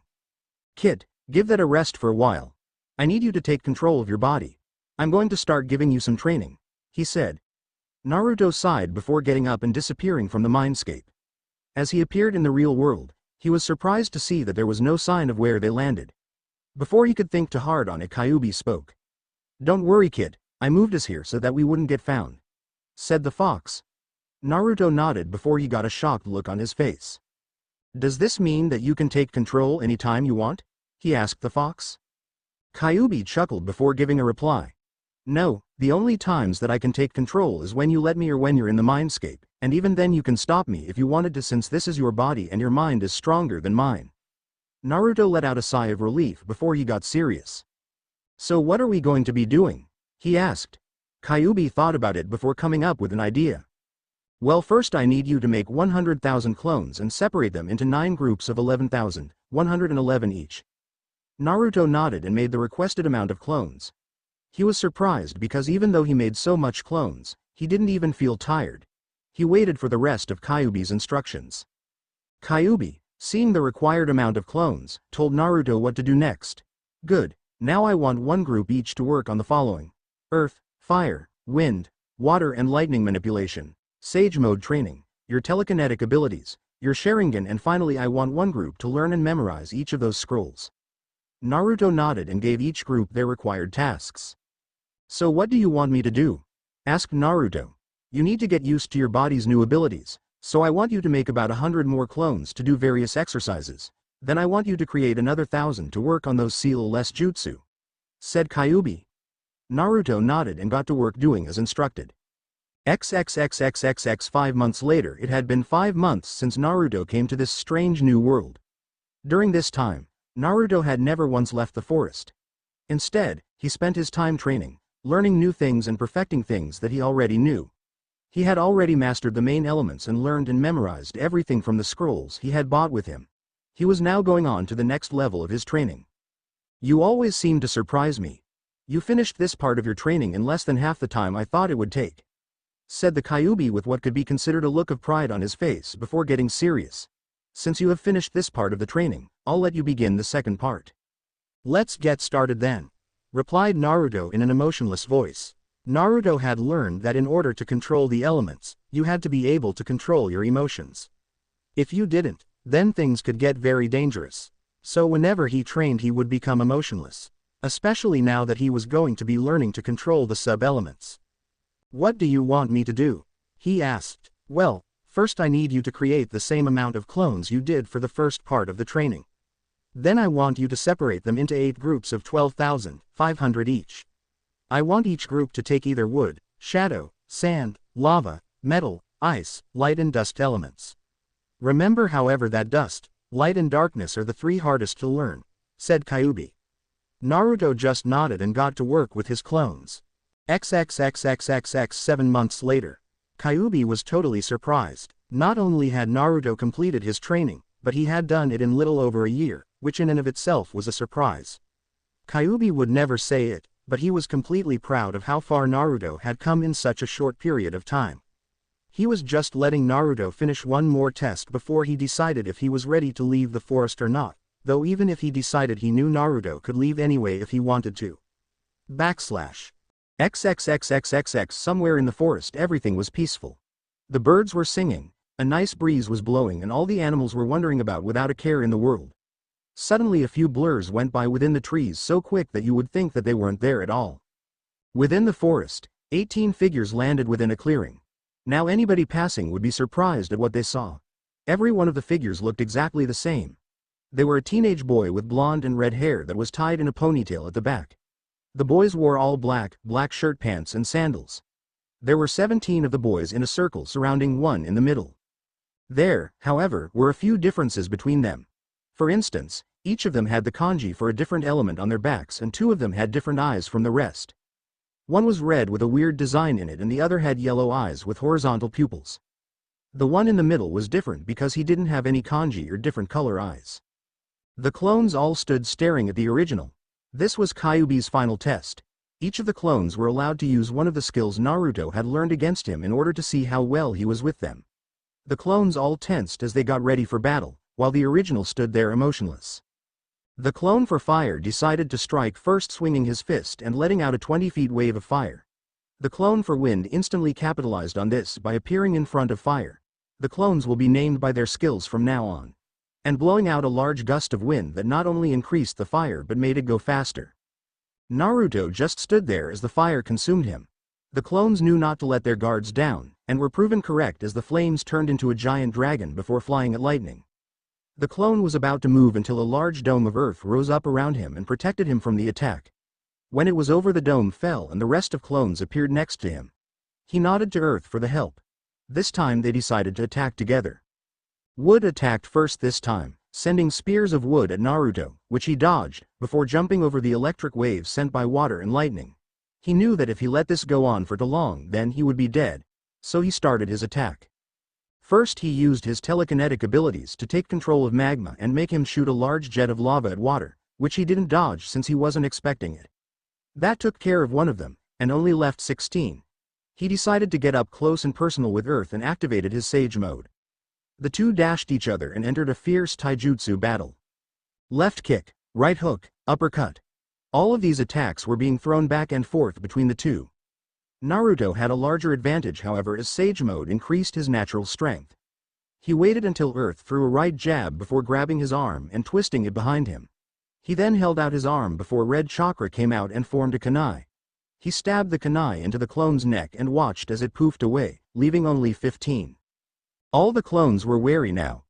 They knew that each of them could only use their assigned abilities while the original could use any of his skills. Jutsu decided to do something. He quickly performed his seal-less jutsu before screaming in his head Fuden. Astugai, wind style. Pressure damage. The pressure in the area immediately increased as Naruto almost dropped to his knees by the sudden pressure. Naruto knew that he had to take care of jutsu. He was the only one that could perform any of the other elements since he had jutsu for each. He silently began thinking before coming up with a plan. He instantly rushed towards jutsu, before he was pushed back by an invisible force. He had forgotten about telekinetic. He instantly switched his main target since telekinetic could read his thoughts. H gathered chakra into his hands, forming a Rasengan before he dashed toward jutsu again. He had not thought about what he was going to do until it was time for him to do it. Just as telekinetic was about to force him back again, Naruto used his telekinesis to hold telekinetic down, which surprised him long enough for Naruto to appear before him and shove the Rasengan through his chest. The clone instantly died. That left only 14. Now he switched his target back to jutsu. He then set his original plan into motion again. He rushed forward and swung his hand, which caused lightning to shoot out and rush along the ground. Just as he predicted, jutsu jumped into the air, which was a mistake. As soon as he jumped, Naruto disappeared in another burst of speed. Within seconds Naruto appeared in the air behind jutsu. Then jutsu fell into pieces, showing that Naruto had sliced him up. Naruto remained floating in the air, showing his wind control. He looked down at the last 13 clones, still with an emotionless look. Just as he was about to finish his attack, he heard a large explosion of some kind. He and his clones looked north towards the city, only to see a flaming object falling from the sky. He watched and heard the explosion of the object hitting the ground. He decided to talk to Kyuubi. "What do you think that was?" he asked. "I don't know, Kit, why don't you go check it out?" replied Kyuubi. "Does this mean that I can go into the city?" he asked back. "Yep, just as soon as you finish your clones," said the fox. Naruto nodded before looking back at the 13 clones before going through a seal-less jutsu. He then called out the name of the jutsu in his head and let it loose on the unsuspecting clones. Karyutan. Katatsumaki no Jutsu. Fire Dragon Style. Fire Tornado Jutsu. The clones, since they were distracted, weren't able to dodge in time, and so were burned alive by the intense blue flames until they died. Kyuubi nodded within the mindscape, which let Naruto know that he could leave. Naruto instantly disappeared and reappeared in the clearing that Kyuubi had found a little over a year ago. The only difference was the cabin that Naruto had made with his Mokuton, wood-style, jutsu. Naruto walked into the cabin and went into the bathroom to change. When he came back out, he was wearing a crimson version of the normal Anbu attire, with a crimson cloak. He then pulled down the mask that was on his head, which was a fox mask. He then turned around and walked out of the cabin before once more disappearing towards the city. Naruto dashed through the trees, trying to get to the city to see what the strange object he saw falling from the sky. It only took him a few seconds to reach the end of the forest, which was the farthest he had been since he came to this world. He noticed that he would have to go over water to reach the city. Naruto jumped down from the tree he was in and walked to the water. It wouldn't be hard for him to cross since he could walk on water, but he didn't know what this world had. As far as he was concerned, this world could have something stronger than Kyuubi, and although it didn't, he would rather be safe than sorry. Naruto quickly ran across the water and ran up the side of an extremely tall building. Although he was sure that nobody saw him because of the speed he was using, he was surprised at the height of the building. Finally reaching the building, Naruto looked around to see that there were a lot more buildings than he had anticipated. From what he could see, wherever he was a lot bigger than Konoha, or any of the hidden villages for that matter. He quickly looked around until he saw a lot of smoke. He ran to the edge of the building and jumped over to the next one, doing this over and over until he reached the area where the smoke was coming from. Once there, he saw something that he wasn't expecting. A girl with red hair, that was wearing some sort of armor and appeared to have handcuffs on her, was throwing things left and right. Though her strength was impressive, Naruto wasn't surprised. He knew that women could be very strong, Tsunade and Sakura being two prime examples. What happened next, though, surprised him even more. A boy who was wearing green pants, a red shirt with green sleeves that had AR on it, green gloves, black shoes with metal plating, a cape that was black around the neck and yellow on the inside, and a mask that only covered his eyes, which Naruto found stupid. Naruto watched as the kid walked up to the girl looking like he was trying to calm her down, though Naruto couldn't understand what either was saying. He then watched as the boy removed the cuffs, then the girl pulled the boy forward and kissed him before shoving him to the ground. She then said something before flying away, which surprised Naruto. Although he had seen persons fly before, he hadn't expected someone from this world to be able to do it. This caused him to be even more wary with things from this world. Naruto then decided to leave the scene since there wasn't anything else interesting going on. He decided to explore this world and maybe find the weird girl from before and see how strong she really was. He looked around at the people and noticed the strange way they dressed and decided to blend in with them. Jumping from the roof and landing in a dark alley, he quickly hanged his clothes to look more normal. When he came out, he was wearing a red jeans pants with a white shirt and a red leather jacket. To finish the look, he now wore a pair of red and white tennis and a shades to cover his eyes. Walking out of the alley, Naruto quickly blended in with all of the people walking around. He walked until he reached a large building that had the sign Jump City Mall. "It is Jump City, right? If not, let me know please," though he didn't understand what it was saying. Figuring he had nothing better to do, he decided to check it out. Walking in, he noticed that it was huge. There were stores and people everywhere. He decided to look around a bit before leaving. As he was walking around, he noticed a group of girls pointing at him and giggling. Although he didn't know what they were saying, he recognized the way they were acting thanks to walking around the village with Sasuke. They liked him. That was a surprise since hardly any girl from back home hardly ever liked him. All those thoughts about Konoha made him remember what had happened, and he decided to leave. As he reached outside, he looked up to see something that he was sure wasn't supposed to be there. A giant ship or something was floating in the air, and everyone was either pointing at it in fear or running away from it, which further proved that it wasn't supposed to be there. Naruto watched as it shot something toward the ground, before the face of some sort of mutant lizard appeared and it looked angry. He watched as the creature spoke before disappearing. He then watched as hundreds of those same lizard-looking creatures flew out of the ship above them and started destroying everything. "Kit, why don't you test your skills against these creatures? They may prove to be very entertaining," said Kyuubi. Naruto thought about it for a moment before nodding. "Sure, let's see what they got," replied the boy. He then walked back into an ally before releasing his henge. Now back in his normal attire, Naruto dashed at the closest set of creatures that were turning over a car. He dashed at them and flicked one of them in the back of the head, sending him flying.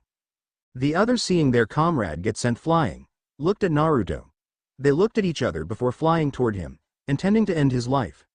The one closest to him tried to slash at his face with his claws, but Naruto dodged to the left before grabbing its wings and spinning it around before tossing it into another one, which sent both into a wall. He then turned his attention to the other three and dashed forward, grabbing a stop sign out of the ground as he did. He then spun around and hit one of the creatures with it like a baseball, sending it flying. The other two decided to rush him together and charge. Naruto, seeing the two coming, sent some chakra into the pole, which he then turned into electricity. He then jumped onto the back of the creature on the left before bringing the pole down like a hammer, slamming it down into the road, and then he threw the pipe at the last one, hitting it in the face and thus knocking it out. "This is going to be easier than I thought," he said to his fox companion, who could only nod its head in agreement. That's when he looked around and noticed a bunch more creatures heading toward him. Most likely they saw him take out their companions and decided that he was a threat. Naruto, seeing this, decided to take the fight to higher ground since there was still a lot of people in the vicinity and he didn't want anyone to get hurt. So with a leap he jumped on the wall of a skyscraper and started running up it, which the creatures followed by flying up after him. As Naruto reached the top, he went to the center of the roof and watched as the creatures flew up all around the building. He got in a taijutsu stance and waited for them to attack. He wasn't disappointed as they all rushed him. There were at least 100 of them, but Naruto wasn't worried. He crouched low, getting ready to move. As they reached him, Naruto jumped over the first one's head and kicked the one behind in the face, sending him into a few more. Then he blurred out of sight, shocking the other creatures that were watching. A few seconds later he reappeared where he was before and half of the creatures fell to the ground unconscious. Naruto was going to finish them when he felt a presence nearby. He looked at a supposed empty part of the roof and could tell someone was there, though he didn't have time to check. As he spread his chakra out to see if there was anyone else around, he froze. About 2 blocks away he could feel a presence that wasn't like anyone else's. His vision instantly zoomed in on the person and was surprised at what he saw. There were 5 people standing in a circle. 2 of them he recognized as the boy and girl of before, but the other 3 were new to him. One was a boy who looked green literally.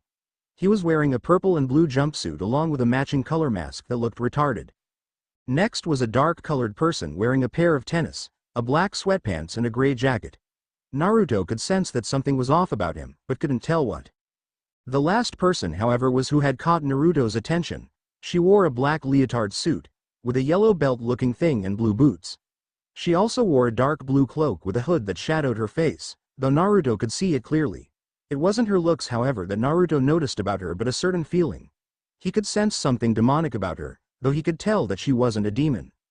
Naruto would have continued to inspect the weird group if he hadn't noticed something appear right in front of him. With speed and agility that came with all of his training, Naruto dodged the attack and decided to end this. He held out his hand and watched as electricity started to form in it. He then started to form a ball around the electricity. As the ball started to grow, it morphed in shape until it looked like a giant blue shuriken. Naruto drew his hand back before throwing it forward along with the strange-shaped technique he had in his hand. The creatures, who had never seen anything like this before, were too slow to move as the technique expanded before exploding, sending electricity all around, shocking the last of the creatures into unconsciousness. Raiden. Rasen Shuriken, lightning style. Spiraling Shuriken, Naruto whispered with a smirk. This was one of his lightning version Rasengans. Though he had toned the power down a lot so as to not destroy too much things around him and only put enough power behind the attack to knock the creatures out. XXXXXX up in the ship. The creature who had appeared first sat on his throne-like chair looking at what was happening below. His men were getting the crap beat out of them. First were those 4 teens along with his trophy who were beating up on his men. Then when he looked, some guy in a red cloak were also beating them and making it look easy. He had lost the other 5 teens a while ago. Seeing as how his men were getting beat on the ground, he sent a message for all of them to return to the ship. He watched as the ones who weren't hurt went around and collected the injured before returning to the ship. He then gave the order to one of the creatures that were working at the computer to charge the cannon. The creature nodded before pressing a few buttons. Then a humming noise could be heard through the ship. Just as he was about to give the order to fire, the doors blew off and smoke filled the room. When the smoke cleared, the creatures turned around to see the 5 teens from before standing there. He looked at them with pure hatred before he gave the command for the rest of his men to attack. XXXXXX back down on the ground. Naruto had noticed the creatures gathering their wounded and heading back to their ship. He then saw as the bottom of the ship opened up and a cannon of sorts appeared and started charging. At this moment he decided to see what was going on in the ship. Focusing his senses, his vision zoomed into the ship and there he saw the battle taking place. He noticed the 5 teens from before as well, except now the dark-skinned one wasn't wearing any clothes, but Naruto could see that more than half of his body was a strange blue material. He also noticed that the green one had taken off his mask to reveal green hair as well. He watched as the teens beat the aliens and the cannon stopped charging. He then watched as everyone got a shocked look and the ship started to fall out of the sky. He watched as it crashed into the water and how the teens escaped. From there he decided to turn his attention on whoever it was hiding on the roof. He quickly made a kunai before tossing it toward the corner of the roof he sensed the person in. He watched as the kunai stopped in mid-air and a man appeared. The man had white hair and was wearing a white robe with gold trimming. He had some sort of black chest plate with gold trimming and a design of some sort of animal skull. The man was looking at him with a smirk on his face. "What do you want?" Naruto asked the man. The man raised his eyebrow in confusion before answering. "Do you speak English?" he asked. Seeing the confused look on Naruto's face, he immediately knew the answer. "Oh dear, I guess this is going to be harder than I thought," he said. Naruto, getting tired of not being able to understand what the man was saying, rushed forward and grabbed the man's head. The man, who was not expecting it, was shocked before his eyes glazed over. Naruto had entered the man's mind and was, as you could call it, downloading all of the information he had, including how to speak English. Then he erased all of the man's memory about the techniques, leaving only his fighting. When he exited the man's mind, he quickly rushed back to where he was before. "What do you want?" he asked again, except this time in English. The man blinked, not remembering what had happened before speaking. "My name is," but before he could finish he was interrupted by the blonde redhead before him. "I don't care what your name is. What do you want and why have you been watching me?" asked Naruto. The man's smirk appeared again on his face before he spoke. "I was just taking a stroll when those things attacked," he said, gesturing his head in the direction of the now sinking ship, "and I couldn't help but notice when you took them out. You did it with such grace and power, and I thought that you would make a perfect addition to my school. So would you care to join?" he finished. Naruto searched through the man's memory and came across the school. He learned that people called the man Brother Blood. He also learned that the Hive Academy taught some of the world's supervillains. Naruto also saw that the man had some telekinetic abilities. He knew that there was nothing this man could teach him about his powers, but perhaps he could learn more about this world. He decided to talk to Kyuubi about it. "What do you think I should do?" he asked. "I say you go with him. You might be able to learn a lot about this world faster that way, and plus you could actually be able to do good in school for once in your life," he said jokingly. "Also, it would be a nice change being a villain instead of the hero," he finished. "What makes you think I want to be a villain?" he asked the fox. "Come on kid, your entire life you've tried to be the hero, so since this is a new world, why not become a villain? I'm not saying that you have to go around killing people and stuff, Just become feared and let people know that you're not to be messed with. Then if you don't like it you can always become a hero, replied the fox. Naruto thought about it for a while before replying. Okay, I'll do it, but I have a better idea, he said, making Kyuubi raise a non-existent eyebrow. I won't be good or evil. I'll just do whatever I want, he said, making Kyuubi smile at his choice while nodding in agreement. As Naruto looked at the man who seemed to be waiting for an answer, he decided to speak. I'll join your school, but I have to go get my stuff before I come, he said. The man nodded with a happy smile on his face. Then shall I come with you, or should I wait here for your return so that I can escort you there? Asked the man. None. I know where it is. After I get my stuff I will come there, replied Naruto. The man looked shocked at the fact that this boy knew where his school was, but decided not to ask how. He nodded his head as he agreed with the boy. All right then, I hope to see you soon, he said before he disappeared again. Naruto waited until he was sure the man was gone, then he used the Hireishin no Jutsu, Flying Thunder God technique, to get back to his little home in the woods. He had perfected his father's jutsu to the point that he could teleport to any place he had seen before. Think of a jumper. He immediately packed up all of his belongings in a scroll, before sealing the scroll in a seal on his left wrist. He then walked outside and looked around for a final time. Naruto walked through the halls of the school. He didn't get lost since, thanks to Brother Blood's memories, he knew the school inside and out. He noticed a lot of cloaked figures walking around and knew that they were like the teachers of this school. He noticed, however, that there was no one who looked like a student walking around. He spread out his senses and found that a lot of people were in a large gymnasium-like room. Naruto knew what that room was and where it was. Naruto took a right at the next turn, followed by 2 lefts, 3 more rights and a final left. When he reached the 2 large double doors he could hear explosions and something firing along with a lot of other noises. He pushed open the double doors and walked in. That's when every pair of eyes turned to him. XXXXXX Brother Blood sat watching students try to get through the obstacle course, some achieving it while others failed. There was only one team left now, his best team to be exact. He always believed in the saying, keep the best for last. He watched as his 3 prized students walked onto the floor and got ready to begin when the doors were opened and someone walked in. It was the boy he had met on the roof. He was still wearing his red robes of sorts and his fox mask, but the hood was still down, revealing his red and blonde hair. Brother Blood smiled as he got up and went to the boy. XXXXXX Naruto looked around the room and saw everyone looking at him. He really didn't care. He saw Brother Blood coming toward him and decided to go and meet the man. Also glad you could make it, said Blood. Naruto nodded his head. I try not to disappoint, he said in an emotionless voice. Brother Blood nodded his head before turning around to look at his other students. Fellow students, he said as his voice spread over the gym, may I introduce the newest member of Hive Academy? But before he could finish he remembered something. He did not know the boy's name. Naruto, sensing his thoughts, decided to speak. My name is Kitsune. I know it's a lame name, but he'll only use it in front of the other students. But you can call me Kit for short, he said. Blood nodded before finishing what he was saying. Fellow students, I give you Kitsune or Kit for short, he said. The students clapped, except for the 3 in the ring. Naruto looked at them and noticed that they were glaring at him. Blood, noticing this, decided to test Kit. Kit, as you may or may not be able to tell, my students here were about to try the obstacle course.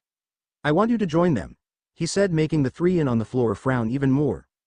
But you will not only have to survive the obstacle course, but them also, as they will be trying to get the prize before you, finished Blood. Naruto nodded before looking at his competition. A overly large one that he was sure was for muscle and not brain. A small one that looked like he should still be in a playpen. And finally a girl that looked very agile. May I introduce you to Jinx, Gizmo and Mammoth? Finished Blood, pointing to each one as he called their name. Naruto walked up to the side of the other 3 and got ready to start. Hey shitface, you better start praying you make it out of this alive. The small one named Gizmo said as the other 2 began to laugh. Naruto just looked at the 3 who were smirking before turning his attention back on the course. Although he couldn't see anything, he knew that those strange robotic things were there along with a lot of other stuff, though he didn't know exactly where. He waited until Blood told them that they could start and watched as the 3 he was going against took off. Naruto counted to 30 before taking off, not with his full speed, but with enough to catch up with the other 3. They were completely surprised when he appeared next to them, and were further surprised when he sped up, leaving them behind. Seeing this, Mammoth used his strength to speed up as well and try to stop Kit from getting the prize before his team. XXXXXX Naruto was sprinting toward the prize looking for anything unnatural before he stopped and flipped backward, avoiding the attack from Mammoth that left a large hole in the ground. His teammates soon appeared next to him. "Finish him off, then catch up with us," said the girl whose name was Jinx. Naruto watched as her and Gizmo took off, leaving Mammoth to stop him. Mammoth started to walk towards him while cracking his knuckles, but Kit didn't even move an inch. Mammoth then charged towards him and drew his fist back before sending a punch forward that would break every bone in a normal person's body. Too bad Kit wasn't normal. As the punch was thrown, Mammoth along with everyone in the gym was surprised when Kit caught the punch with only one hand and little effort. Mammoth tried to throw a punch with his other hand, but that was also caught. The two soon wounded up in a power struggle, with Mammoth losing badly. He couldn't even get Kit to budge. "Is that it? I fought old ladies with more strength than you," said Kit, which was actually true. "I guess I'm going to have to end this." He finished, noticing the other two still heading toward the prize, but were being blocked by robots and other things. Kit pushed both of Mammoth's hands away before punching him in the stomach. He then gave him an uppercut to the chin followed by a roundhouse kick to the stomach, which sent Mammoth flying before he hit the ground and rolled before coming to a stop. XXXXXX Brother Blood was a bit disappointed at first when he saw Kit just standing there. Then when he saw him take off, he knew that things were about to get interesting. He watched as he not only caught up, but passed his best students. He then went on to watch as Mammoth sped up and tried to catch Kit from above. What happened next, however, was what shocked him. He watched as Kit caught both of Mammoth's punches and held him in place as if it was nothing. He then watched as Kit performed a very good combo and knocked Mammoth away.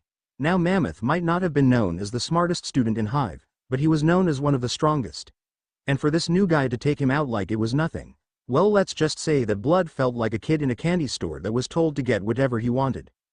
XXXXXX Naruto, after dealing with Mammoth, instantly rushed to catch up with the other two who hadn't seemed to notice what had happened, since Jinx was busy taking out a few robots, and Gizmo was flying through the air dodging the shots that were being fired at him while also firing some back, destroying a few robots and some of the guns. Naruto looked at the scene and immediately came up with a plan. Making a few kunai appear in his hands, he dashed towards the two guns that were on the floor firing at Gizmo. The guns, sensing him approaching, turned and started firing at him. That's when Naruto jumped into the air, before tossing the 6 kunai in his hands at the guns. The kunais went through the guns with ease before coming out on the next side. At that moment Naruto landed on the ground between the turrets and jumped away again before they exploded. Jinx, hearing the explosion, diverted her attention away from the robot and watched as Kit jumped away. She looked to see where Mammoth was and was surprised to see him laying on the floor looking unconscious. She was so shocked that she forgot the robot that was attacking her. Naruto was about to continue toward the prize until he noticed Jinx looking at Mammoth in shock. Apparently she thought that Mammoth would have been able to win easily, and now she was proven wrong. He also noticed that she was in so much shock that she forgot the robot. Cursing under his breath, Naruto disappeared while creating a katana in his hand. He appeared again in the front of Jinx and with 3 swings cut the robot into pieces. This caused Jinx to focus back on what was going on, and she was surprised to find Kit in front of her along with a robot that was cut to pieces. "You should learn to pay better attention than that," Naruto said emotionally to her before once more taking off. Jinx stood there for a while before anger appeared on her face. This kid, whoever he was trying to show her up and she wouldn't have it. She waved her hand in Naruto's direction and watched as the wall around him started to fall, almost squishing him, but he always dodged. Naruto, thanks to Blood's memories, knew that Jinx had the power of bad luck, hence the name. He knew that the stunt he had pulled would piss her off, and so he increased his senses to be able to handle whatever she threw at him. He watched as parts of the wall started to drop in an attempt to crush him, but he dodged them easily. He then watched as she started chasing after him, though he knew that she wouldn't catch up. He was so preoccupied keeping his attention on Jinx that he almost didn't notice when Gizmo flew in front of him with a controller of sorts in his hand. He then noticed 2 guns appear from the back of him and started firing. Naruto quickly jumped behind one of the pieces from the wall in order to take cover. He watched as Jinx came up beside Gizmo before the midget told her to go ahead. Naruto saw as she glared at him before nodding to Gizmo and taking off.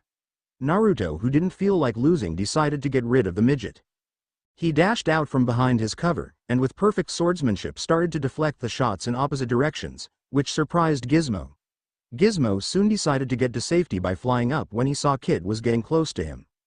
Then with the press of a button, his jetpack disappeared and 4 mechanical spider-looking legs sprouted as he fell to the ground right at Naruto. Naruto dived forward avoiding the attack and turned around. "What's wrong, shit face? You scared now because you know I'm going to kick your ass?" asked the little leprechaun-looking boy.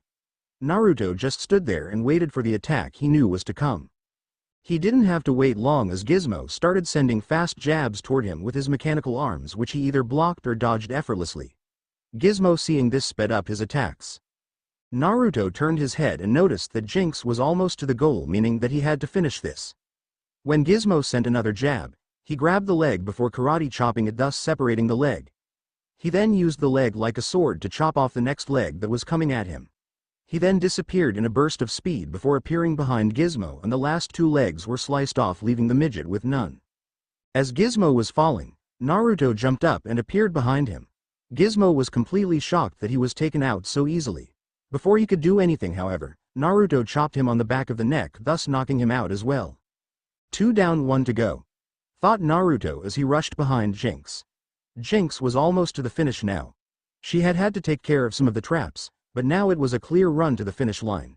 She was so relieved that she didn't notice when Naruto caught up to her. Soon, however, she did notice him and tried to increase her speed. Naruto, however, kept pace with her with ease. She could tell that he was trying to annoy her, which was true. The two kept running neck and neck until they were almost to the goal. That's when the final trap happened. The floor in front of the goal fell in to reveal a pit with spikes in them. Naruto, who had noticed it, easily jumped over, but Jinx wasn't so lucky as she began to fall in. She couldn't even grab onto a ledge. Naruto, seeing this, quickly turned around and jumped into the pit after her. Jinx, who thought she was going to die, saw her entire life flash before her eyes. She let a single tear fall and awaited her death. What she wasn't expecting, however, was to feel a pair of strong arms grab her and hold her up bridal style. As she opened her eyes, she was surprised to see Kit holding her. She looked down and saw that Kit was balancing on one of the spikes like it was nothing. "You okay?" she heard him ask, and although it sounded emotionless, she heard a very tiny bit of concern. She was so shocked that she couldn't even speak, opting to just nod her head in affirmative. Kit nodded before crouching down and with an extraordinary jump, landed on the edge of the pit. He then placed her on her feet and turned around and started walking toward the goal. She was still in shock at the fact that she was just seconds away from death. She watched as Kit walked across the goal line and saw Brother Blood appear. She knew that she would be in trouble, but for right now she didn't care. XXXXXX. To say that Brother Blood was happy would be an understatement. He was very happy that he had decided to see what all the commotion outside was, and thanks to that he got what could be his best student ever. Although he was disappointed in his best team for losing, he was too happy to punish them. He was amazed at the display of skills that Kit showed. From what he saw, though, he could tell that he was holding back considerably. He walked up to Kit, who had just crossed the goal line. "Well, that was quite a show you put on just now," he said, to which Kit just nodded. "Well, from what I saw, you don't need a team, so you will work alone. Also, you are now my #1 student." He finished, which caused the other students to give him a round of applause. Kit just continued to nod.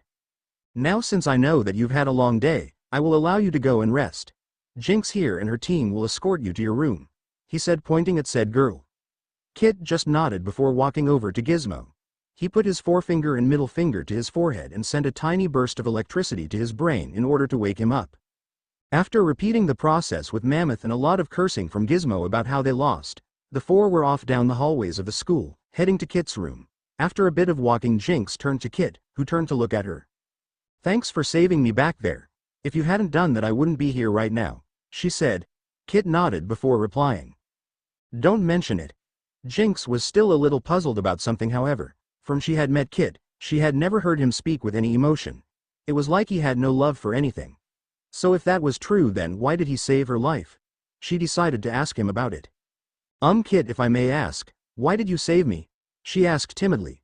Kit stopped walking on that one. Truthfully, he didn't even know why he did what he did. He could have just let her fall to her death, but instead he had saved her, and the weird part was that he was actually a little concerned about her. The 3 others stood watching as he seemed to think his answer over. "Truthfully, I don't know why I saved you. I guess a little bit of the old me is still around," he said. Before they could ask anything else, He continued walking, forcing the others beside Mammoth to jog in order to catch up with him. They continued to walk in silence until Jinx stopped in front of a door. "Well, this is it," she said. Kit nodded his thanks before taking the key that Jinx was passing to him, walking forward and opening the door. Just as he was about to step into the room, Jinx stopped him. "Wait here," she said, handing him a strangely shaped object with a H on it. He looked at it for a while before looking back toward Jinx. "What is it?" he asked. Jinx blinked before explaining. "It's a communicator. With it we can contact other members of our team, and now you're a part of the team," she said. Naruto continued to look at it for a while before looking up at Jinx and nodding his thanks before walking into his room and locking the door. He waited until he heard their footsteps fade before he turned back to the door, bit his thumb and drew a seal on it. After he was finished, he pumped chakra into the seal before the room glowed blue before going back to normal. Now nobody would be able to hear, see or enter into his room unless he let them. He then walked over to the bed and laid down, throwing the communicator on the dresser before going to sleep. Only one thought was going through his head. This might just be fun. The end. Thanks for watching. Also remember to subscribe and like this video. See you in the next video.